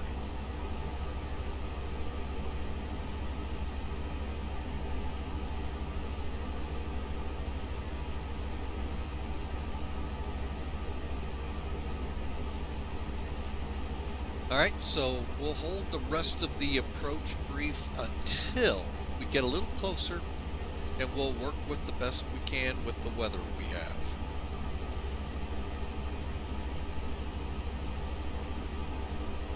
So, but again, thanks for flying with Mike, and thanks for being a part of the stream, and hope you all enjoy.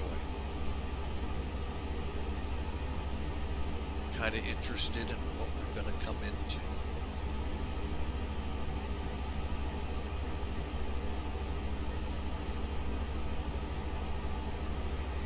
And again, that's one thing over here I really wish. Flight factor, granted this is new, So hopefully we get a landing one. Landing ones are usually easier, in my opinion. Maybe not. So, oh well.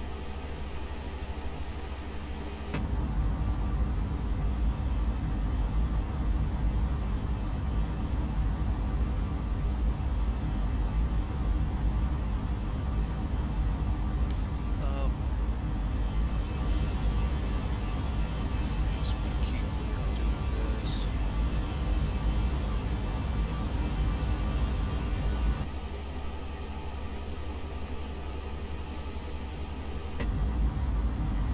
There.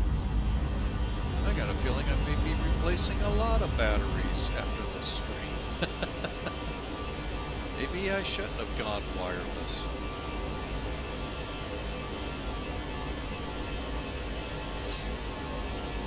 Oh well.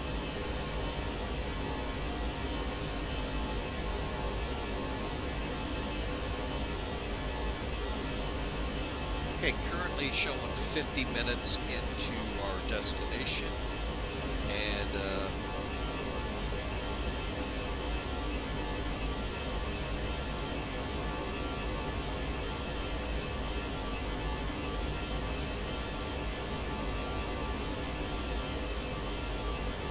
we'll see what kind of approach information we can get.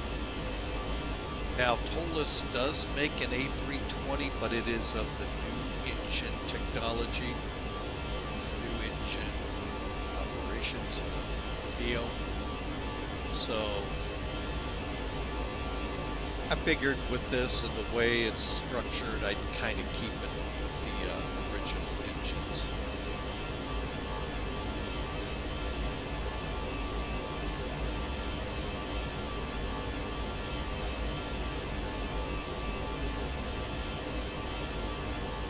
So, question to you all. How many of you have flown into Tahoe here of late?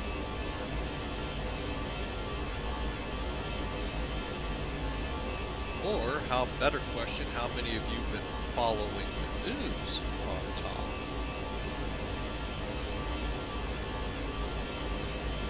They have over 6 to 8 feet of snow on the ground.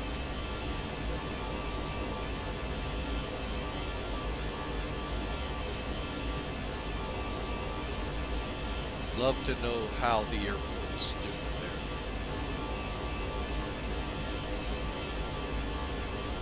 That's a lot of snow, folks.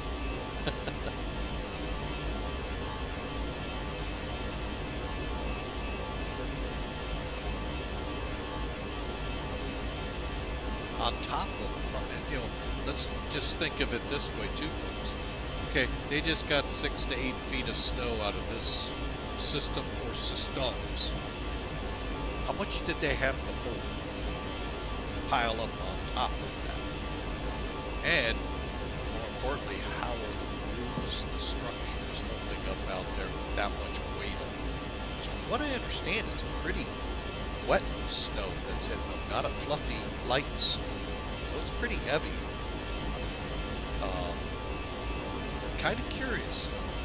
Got anyone in the audience there out of Tahoe? Be really cool to hear from. But yeah, 6 to 8 feet of snow. Unfathomable in my mind.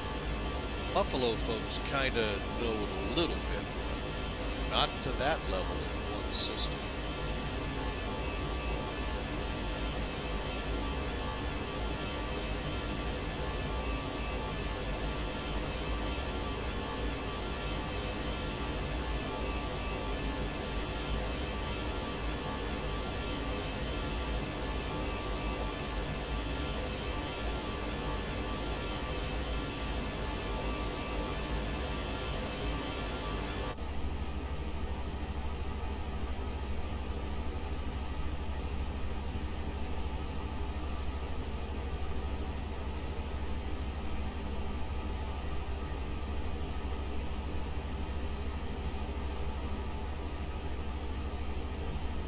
Oh, the dog cracks me up.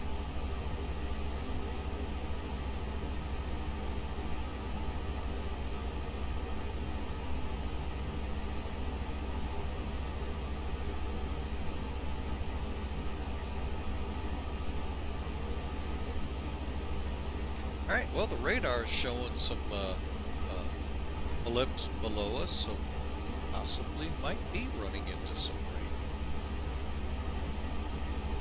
Granted, we still got better part of 45 minutes to get there, so we'll see how this all pans out.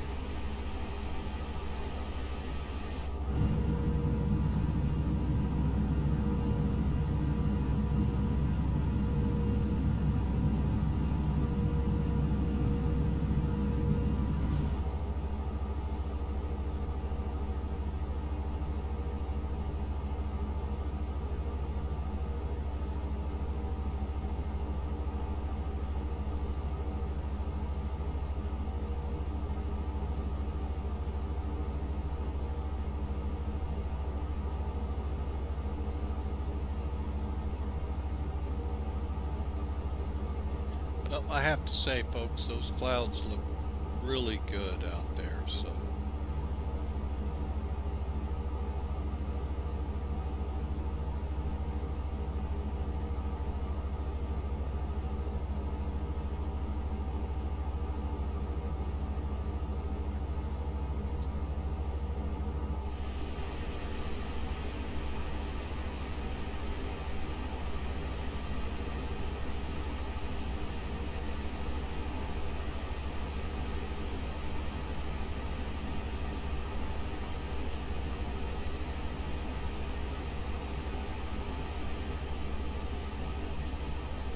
Not showing any kind of weather below it.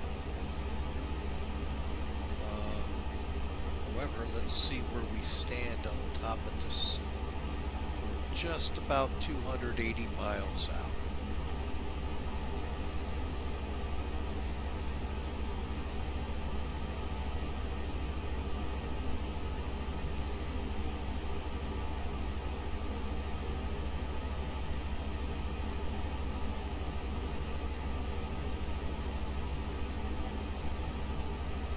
Alright folks, sit back, relax, enjoy. We'll just kind of keep cruising along here.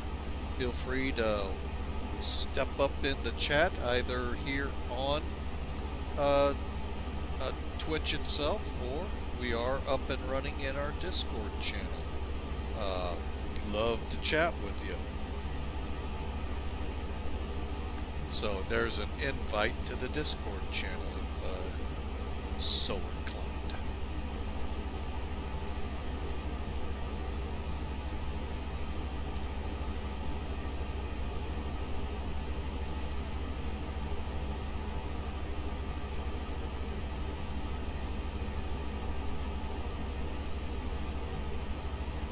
And for those curious, there's the frame rates right now.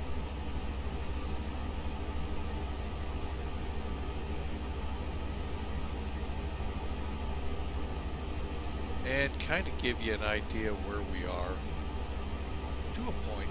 We just left that lake, by the way, folks. Stretched all the way from Burundi down to where we're at about right now. So, like I said, unbelievable the size of these lakes.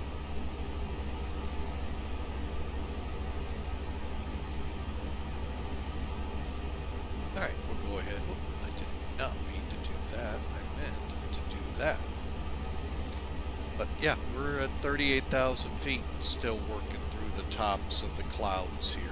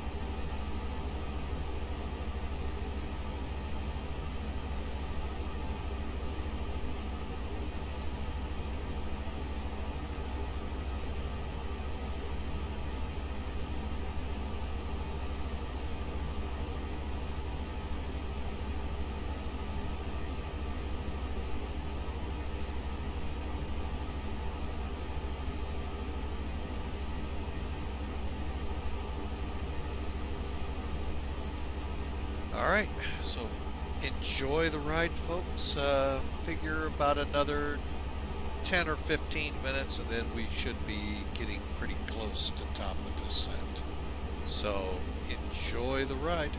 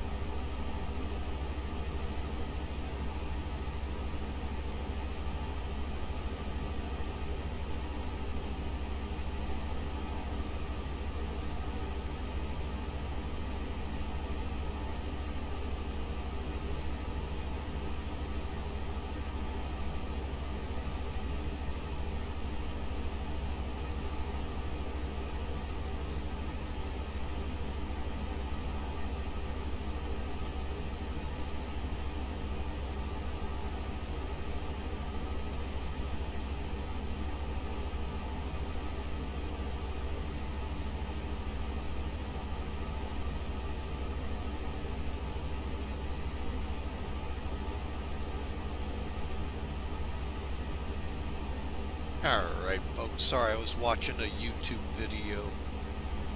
Beautiful. Nat Air 1997. Welcome, sir. Welcome aboard. Thanks for being a part of the stream today and supporting. But no, I was watching a really good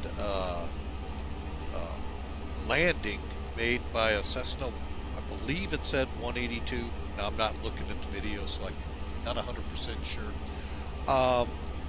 But the back wheels didn't lock in when they for landing. So great job down the runway. Crews were, of course, right there for him. He did a great job. Phenomenal landing, and kudos. I mean, nice thing when it's the back wheels, so that way your prop doesn't dig through the asphalt or concrete, but still sucks all the damage underneath the plane. But yeah, really good video. Good job with that pilot. Good job. All right, we, on the other hand, stand 180 or 108 miles out. All right, so now is the, do we have weather? Do we not? We do not. All right. Well, what we'll do is go by what Sim Toolkit is telling us. Let me bring that in real quick. All right, here's the weather from Sim Toolkit. We are not getting this on SkyVector, by the way. Like I said, look very carefully at the METAR. That's right, day 03, not 0304. They don't work that way, folks. It's day 03, time 04 Zulu. Because sometimes you might get 410, 415, but anyway, so that's how that reads. 120 at 2 knots, clear, visibility okay, 18 degrees and 1020 on the altimeter. We're going to have to go with that, folks. That's all we got to work with. So, bear with me a second here. I keep clicking in the wrong spots. I'm going to leave that up. Just bear with me for a second so I can fill in the boxes. Good, you'll all see it. All right, so first off, with this McDo, folks, see activate approach phase, only do that when you have taken over the speed here. Otherwise, it's going to slow you. Here, I'll show you. We go now to the approach. It's going to slow you to this speed, so you're going to carry that all the way if you stay engaged. Okay, so I'm just going to throw in the quick METAR information here, and then I'll get rid of some toolkit. All right, so 1020.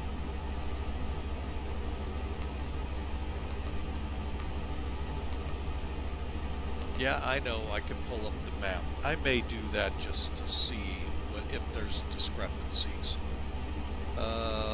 We had temperature 18. And wind, I know was out of, I think 120, yeah, at 2.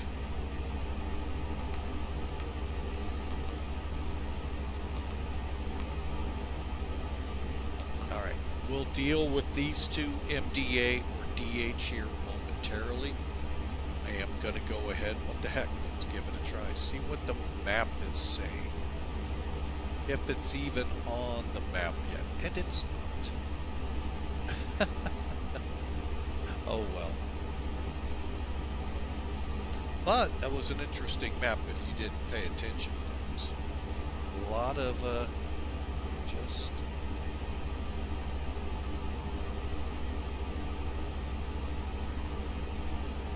Still got a ways to go after. Let's see.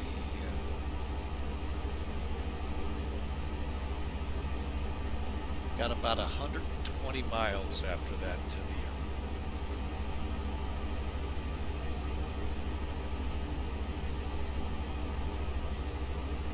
So we can see there is a scattering of rain out here, so we'll kind of update. We can update this all the way down to when we turn onto the ILS. So, all right. So let me get rid of Sim Tool. We already did. Let's bring charts one more time into here. Bring up the ILS. All right. Now we deal with the minimums. Yeah. Sorry. Our decision altitude and our height happen to match what we're allowed into the airport. Okay. Now, this is how Flying with Mike reads this McDo. Okay. Decision altitude. Okay, the two match on the chart. But I key off of the M here. What you'll put into that box would be this big number, 4,091 feet above sea level. Okay. However, the system will not let you put both values in because they're the same. You're going, wait a minute, 4,000 is higher than 300. 4,091 is read from sea level, folks, where you're at in reference to sea level altitude wise. Yes, it's the same point in the sky because it's 311 feet above the ground. So that's why you only put one in. I'm going to put 4,091.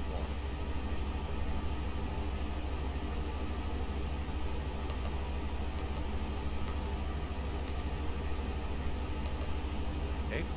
Now, for fun, let's try putting in 311.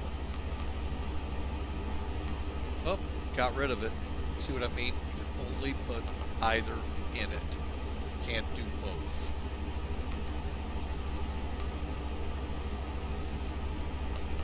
There you go. So again, the M in front of it, think of that, folks, as MSL.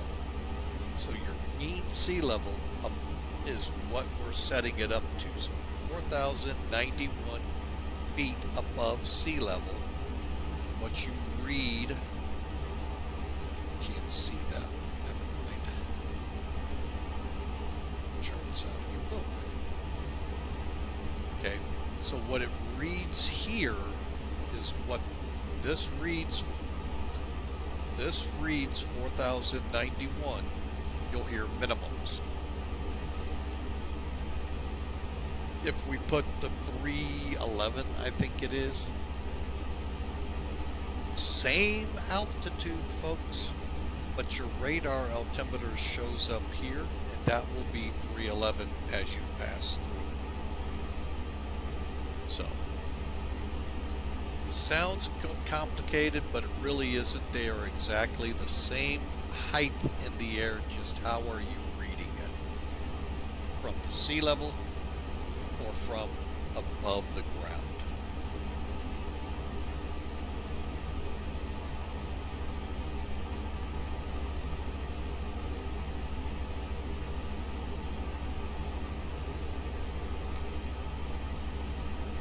Alright, folks, we are 50 miles, 50, from top of descent. We should begin to see the hockey stick coming into play here in a minute, with a little band of showers ahead of us. Let's see if it's extended yet. Nope. That's one thing with X-Plane I don't like. Can't look your route to see what the weather is. I'm sure they'll tell me you can do this, this, this, and this. I just don't see it easily.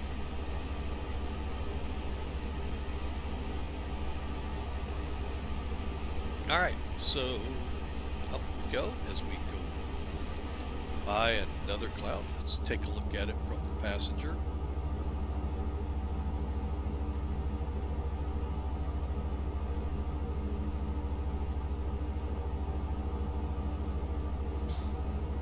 It's really been a fun flight, folks. I hope you've enjoyed. Again, We're hoping to be able to get in the air tomorrow. Got a lot on my plate. We're hoping, just like today, we had a lot of rest on my plate. So hopefully tomorrow, and that will be Miami to Raleigh-Durham, North Carolina.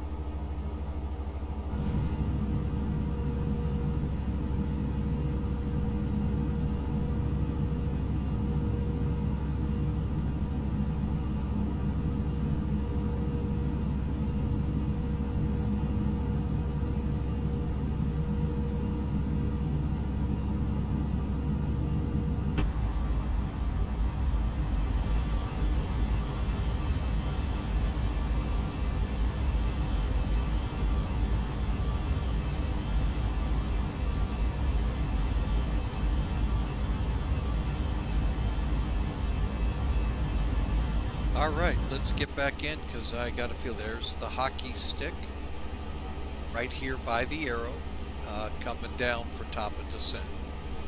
And we're above a nice shower. Something tells me we may be in for some fun weather when we get there because we don't know what it is. All right, let's see. We say 6,500.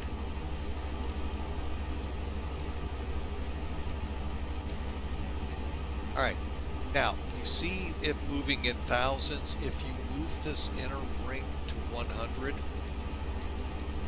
does just that. So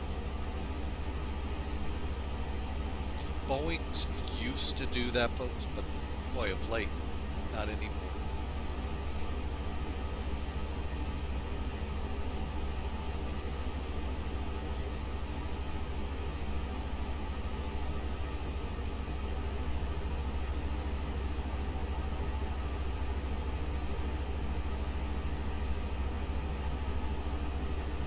I really wish the map features on the radars would work.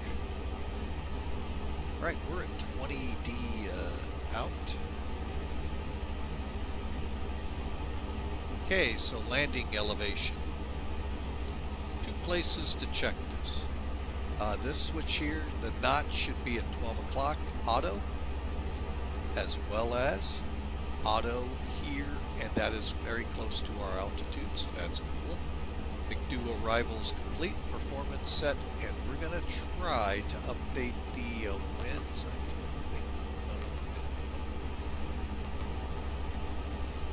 me try one other possibility.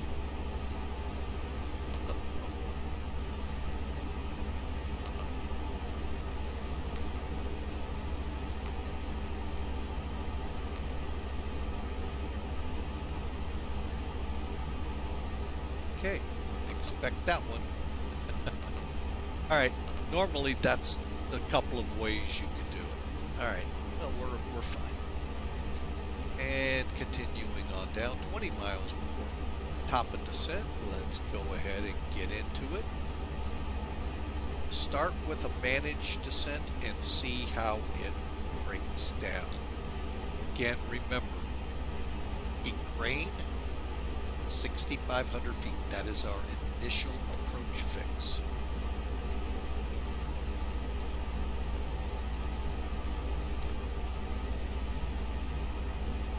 Right, finally, let's wrap up the descent checklist. Speed brakes half if need be.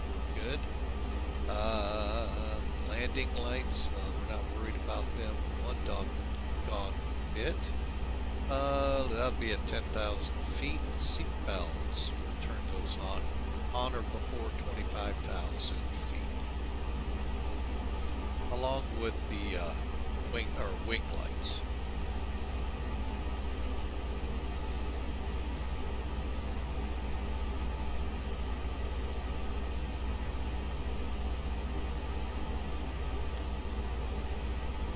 All right, again, thank you folks for being a part, coming out, supporting the stream. We sure always appreciate that. Man, still That's why.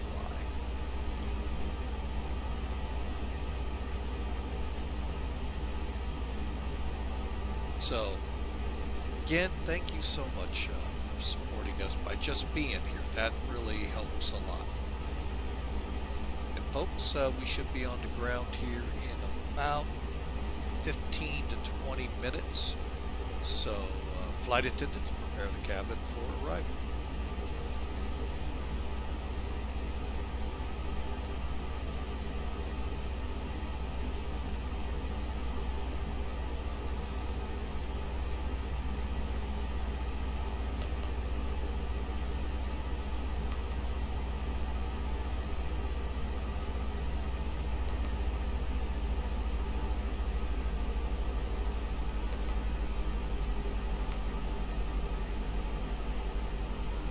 Wind speed needs to be in. That's what it was for.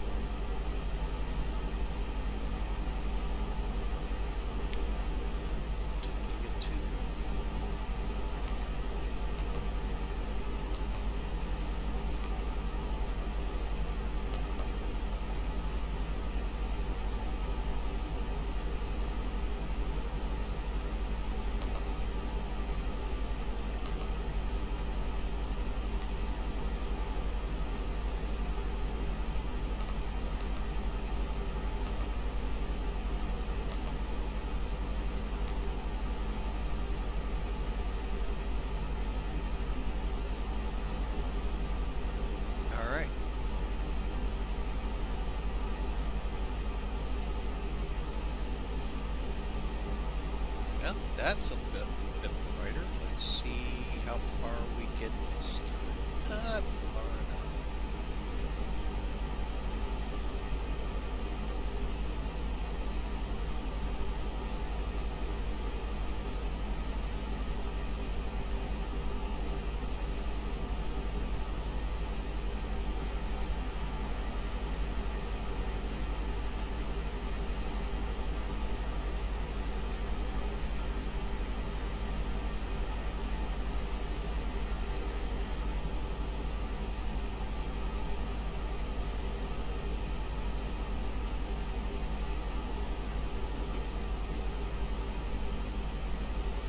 Again, thank you, Hawker, for the moderation tonight. Sure appreciate it.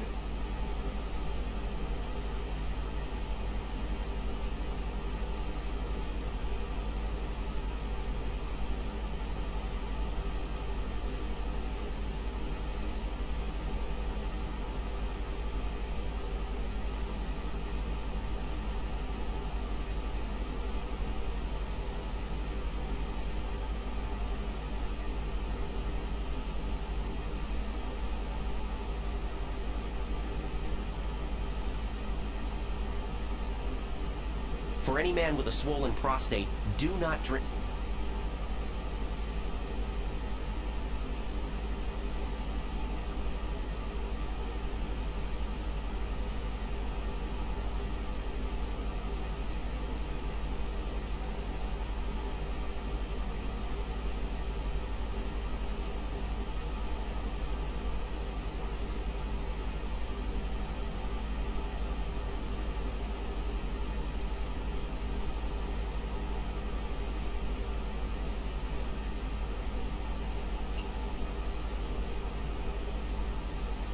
Alright, for those interested in that Cessna emergency landing, it's there at our Discord channel for you to view.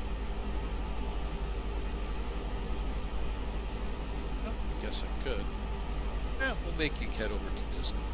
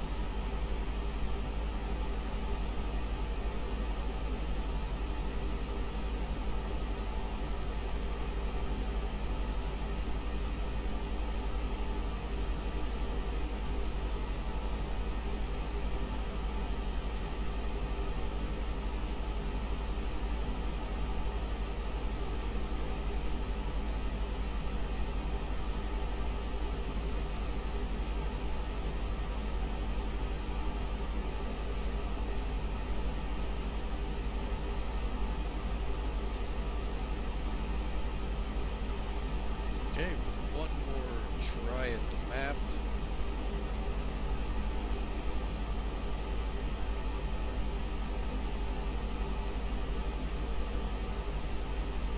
Sky clear, visibility fine, wind 040 at... Okay. Let's slow this down.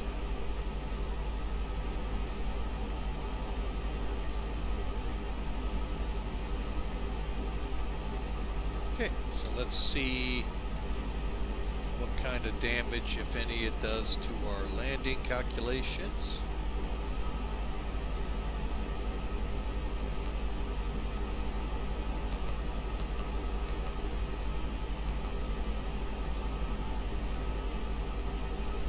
None to the wind. As for the altimeter, have any easy way to check that yet?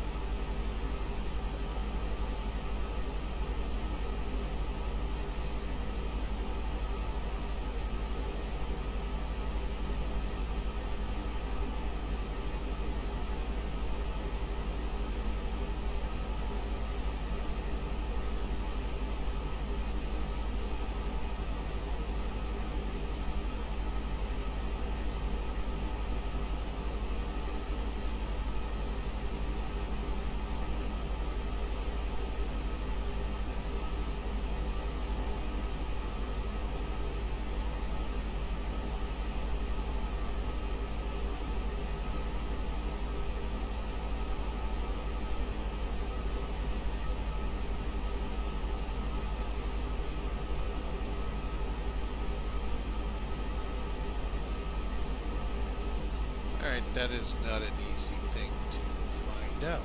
Just figured out. I don't think 1020 is that.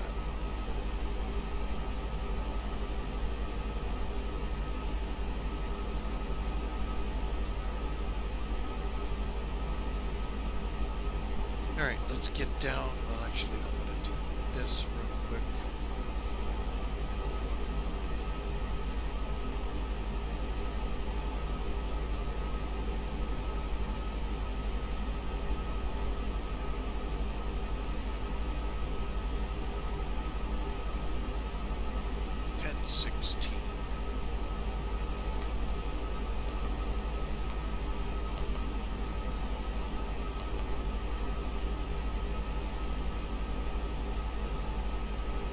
Alright, got that all squared away.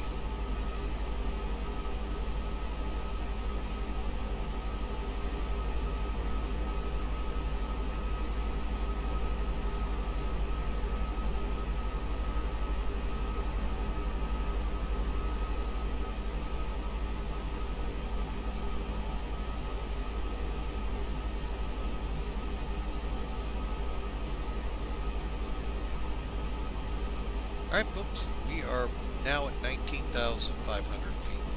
Transition on this approach is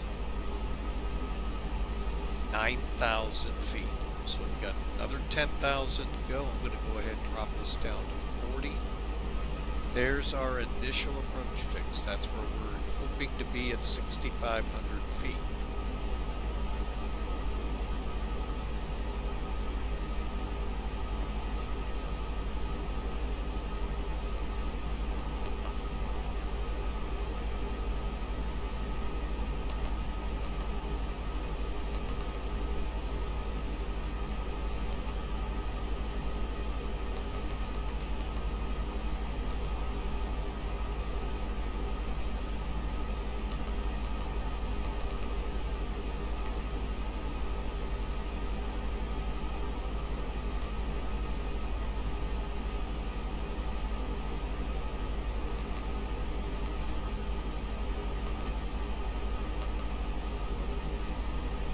Okay, we're gonna have to go into open descent.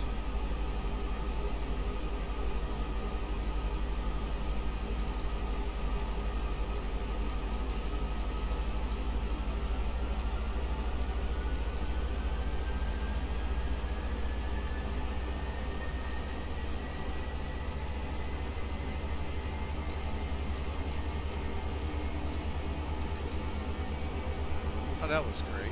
I didn't realize I'd gone up. I'm trying to figure out why am I throttling up?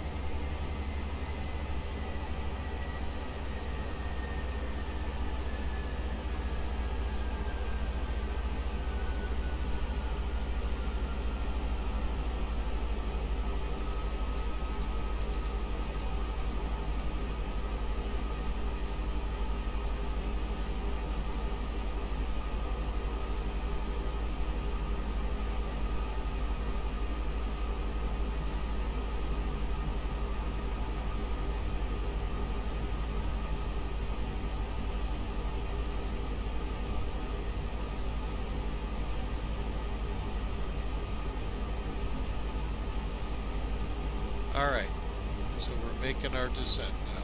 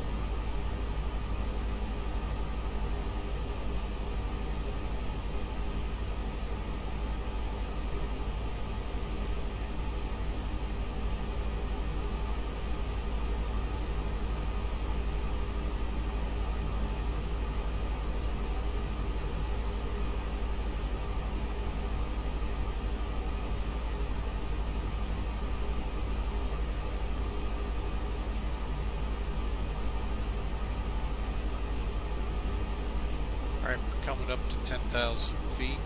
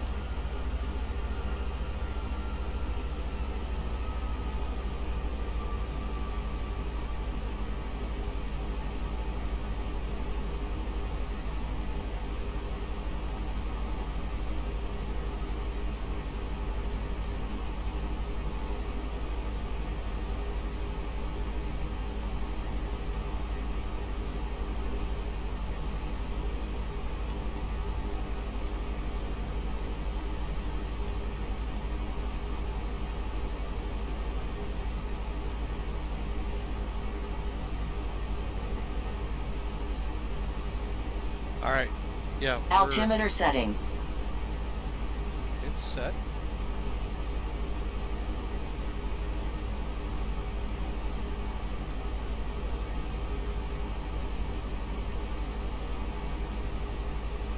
Okay, we're now shooting for 5,500 at Kilo Whiskey 115.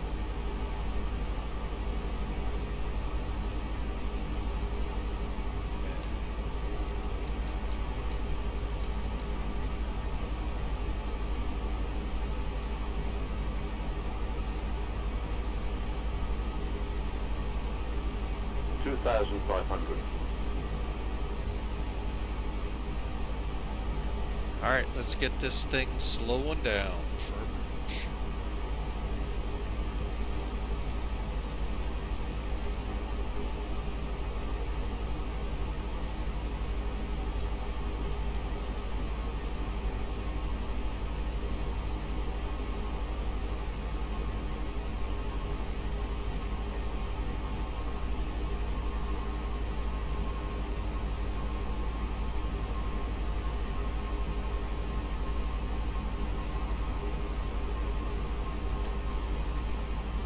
Spoilers confirmed.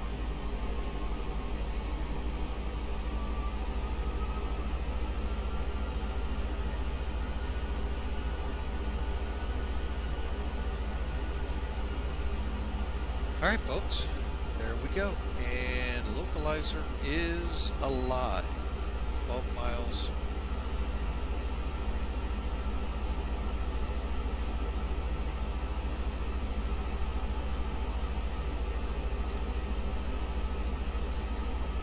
Okay.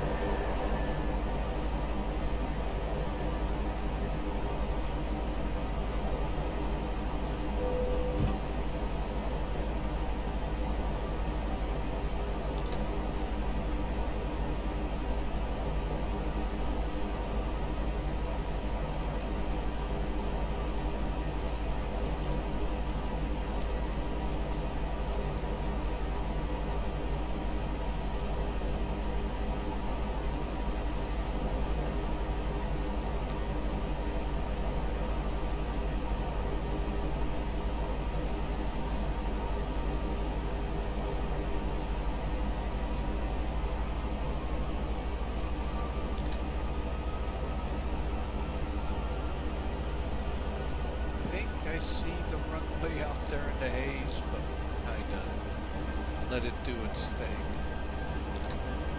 Laps full, and we are set.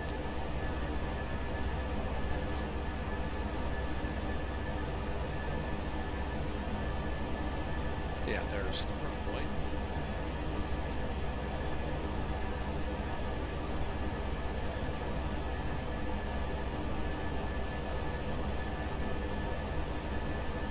Alright folks, hope you've enjoyed. Sorry, got a little quiet there. We had a lot of work getting it down to the right altitudes to manage. Sometimes get you there, but a lot of times you gotta go low.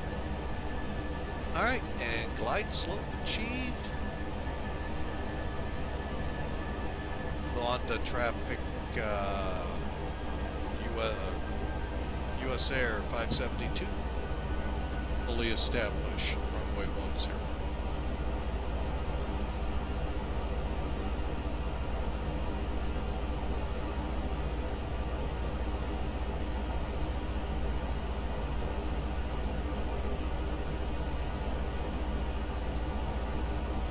And if you're looking for this airport, folks, it's Fox Lima Kilo Kilo.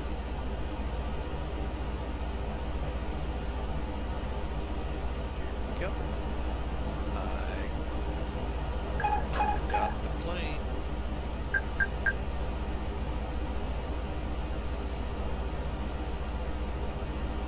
It's like about a 024.6.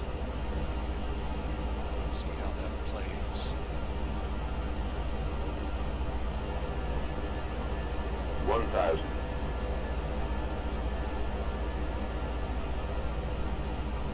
Now the winds are coming around. About a 120.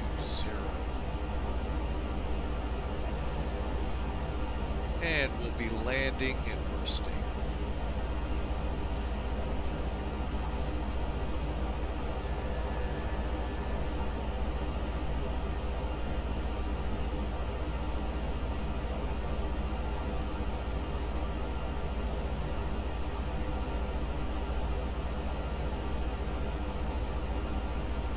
$500.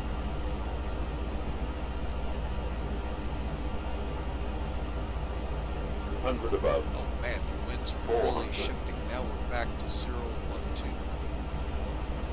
And they picked up the Minimum. speed. 300. Caution, taxiway. Caution, taxiway.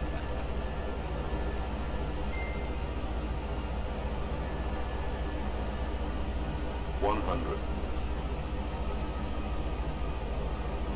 50, 40, 30, 20, retard 10. 5. Caution, on taxiway. On taxiway. Okay, we're on taxiway, folks. I don't know about you, but it sure looks like a roadway to me.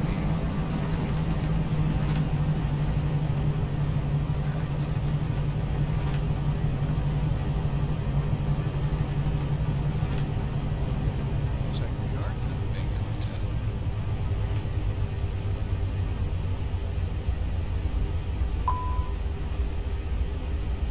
Drinks are getting hot.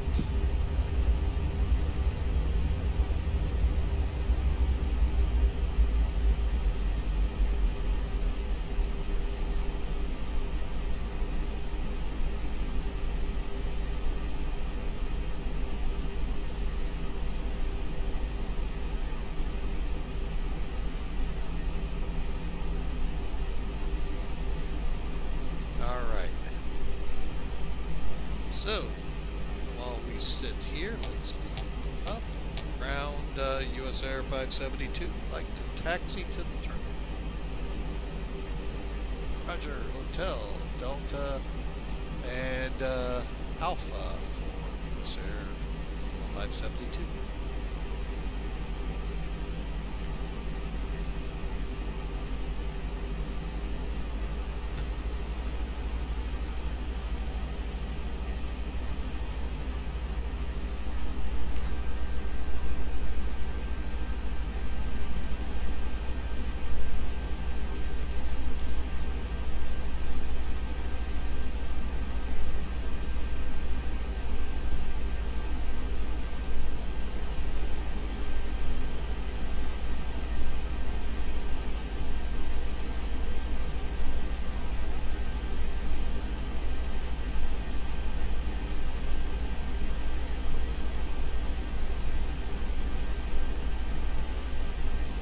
Again, welcome into our destination, Luanda.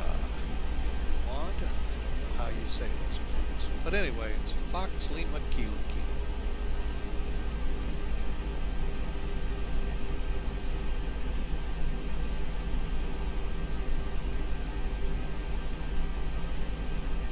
Oh, Lusaka. Lusaka. Zambia.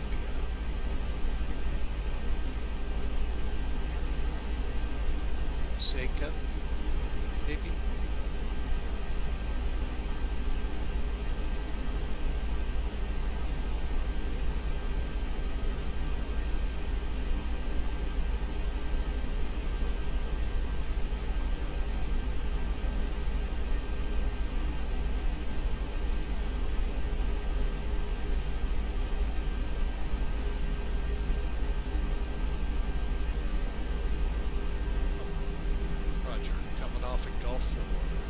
US Air 572.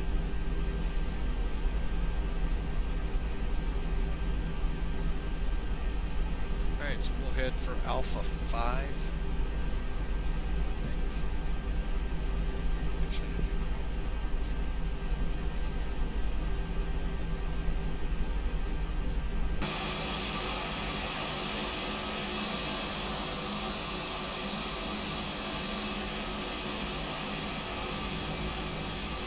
Oh, this is bizarre.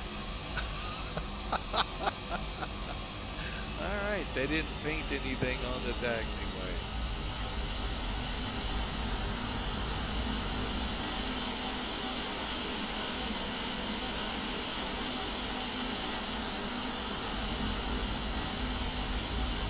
Oh well.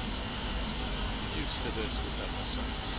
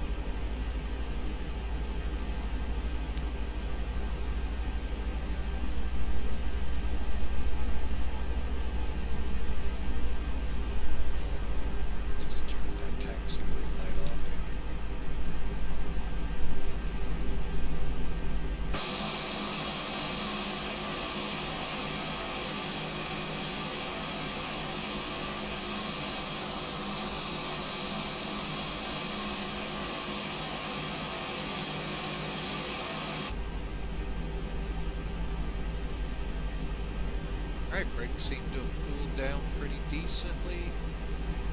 Alright, let's go through the shutdown. Ground spoilers, engine mode, flaps are up, and APU up, and running brake fan, and brake temps are back in order. Terrain and radar off.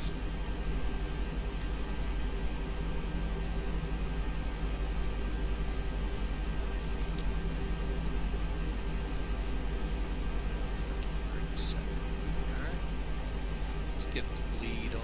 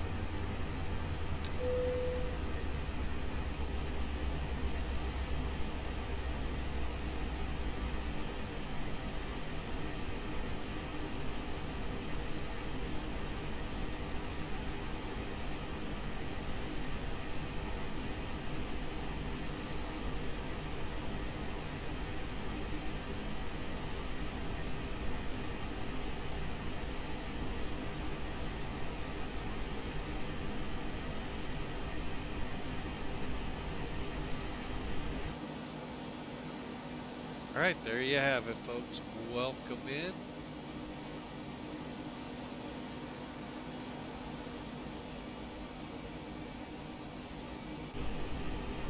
Fun flight,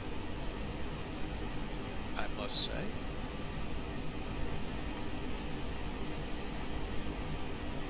Alright, and do this.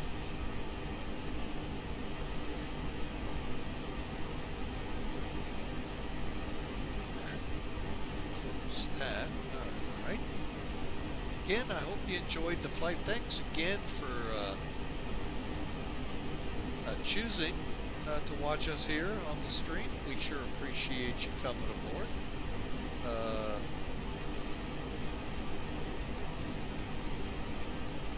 on a second here.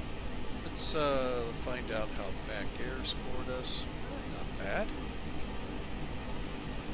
It's pending. That's cool.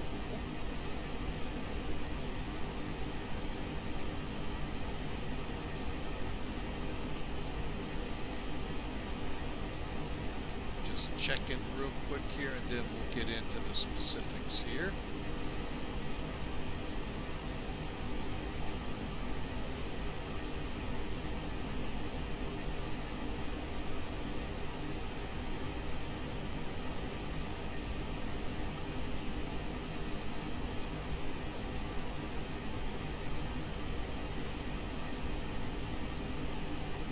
Alright.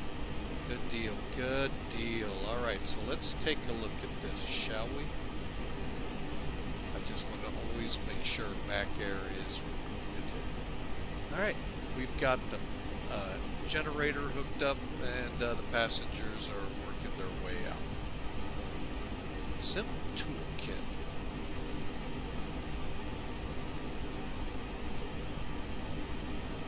Alright, so let's, oh, now we get weather. Oh well. 473. Ugh, that's a little rougher than I thought. Alright, so let's go see why I like Sim Toolkit over Volanta.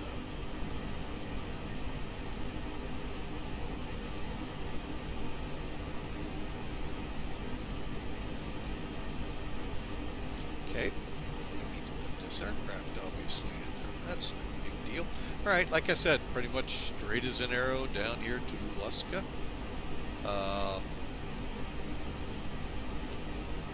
Details. 2-hour flight, 723 miles, 4.2 kilograms burned, 4,200. That's what that means, folks. Landed 1.5 G's at 473 knots, or 473 feet per minute. But we did land at the speed. Oh no, we were a little fast. We should have been at 119, I believe it was. Alright, so, and we did a fighter landing. That's my terms, folks. So basically, when we landed, we should obviously be on the center line. We were 37 feet to the right of it, just like if fighters were landing together, one on one side, one on the other. That's why I call it that. However, one thing I will walk away with pretty positive, right here is where we aim to land visually. Not far away from it. About 1,600 feet down the runway, but we're pretty close to that. There's your Pappies. I believe that's the glide slope for the runway. So you see how this all works together to put you right there. So overall a good landing. The numbers, okay, got some work to do with this one, but overall very nice landing, very nice flight. Alright, so let me get rid of Sim Toolkit here. And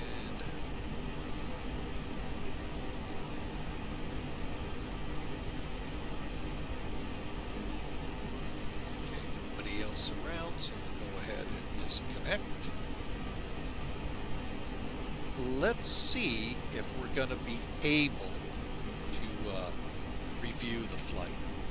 Now with Flight Factor, with many of them, I get in here and get rid of everything.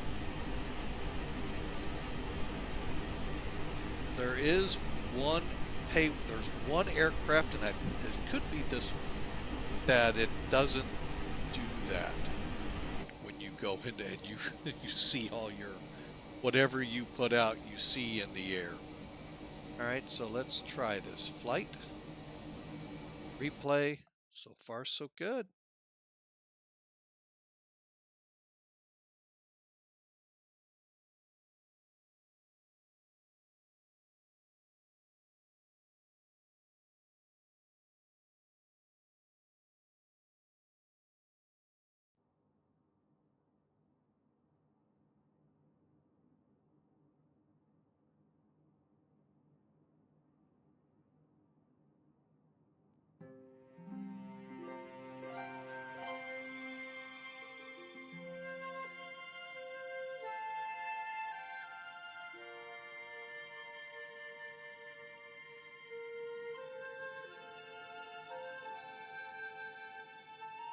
Here we go again, folks. There we go. Now, where are we on the approach? That far out. Okay, cool.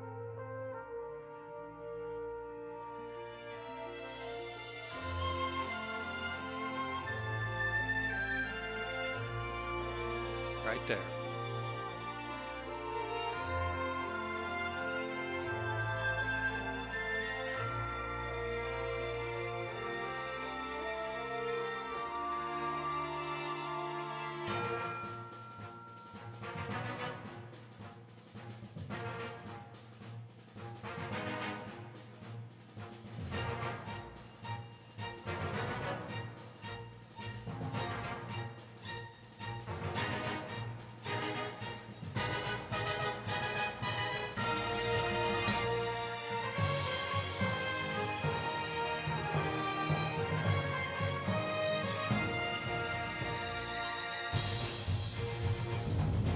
Oh yeah, okay. 473, we'll take it. Yeah, kind of hit a little rough.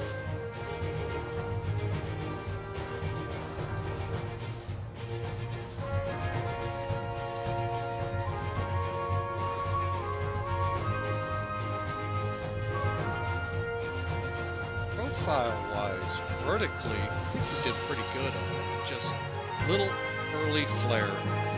I've got to learn to let it come down. See, you can see the flare.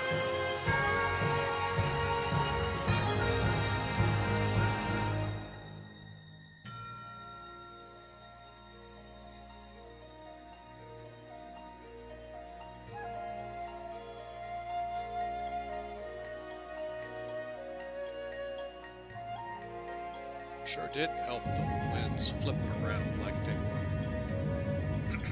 Not bad, folks. Not bad. Overall, though, I'm going to say still not a bad landing. We're walking away from it. It's always a good landing when you walk away. Don't let anyone ever fool you.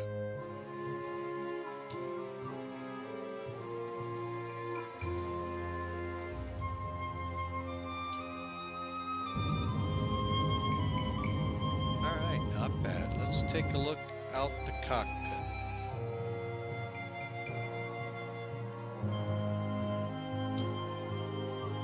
See how we're kind of, the winds just kept switching on me.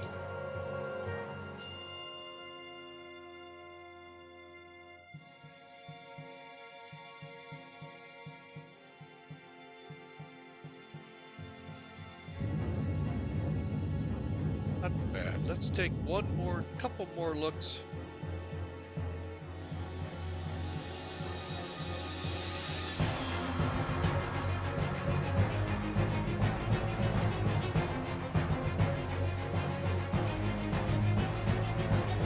See how I flared early, folks? Should only do that about 10, 20 at the most speed above. I think I was over 50. So. Alright, one last look from the tower, which hopefully will make it look better than we've been seeing.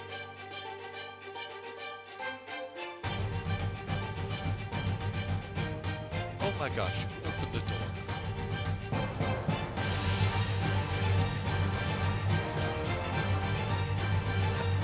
Like I said, replay mode could be fun. Yeah, a little rough there. Hey, we're in. We made it.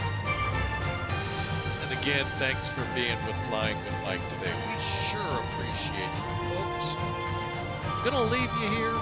I want to say again, thank you so much. Folks, we hope to be able to fly tomorrow. Got a lot on the plate, but we'll see. But if not, we'll do our best to get another stream in today. So, until tomorrow, folks, I really hope you have a great night. God bless you all, and I hope you take to heart the verse of the day. That being, declare His glory among the nations, His marvelous works among all the peoples. Folks, that actually is Old Testament. 1 Chronicles 16:24. Again, declare His glory among the nations, His marvelous works among the people. Remember, we're in the time of Lent. We're turning our hearts to Jesus because the ultimate sacrifice for us occurred on Easter with the glorious Resurrection Sunday, 3 days later. Keep that all in mind, folks, as we go through Lent. God bless you all. We'll see you again, hopefully tomorrow. Have a good night.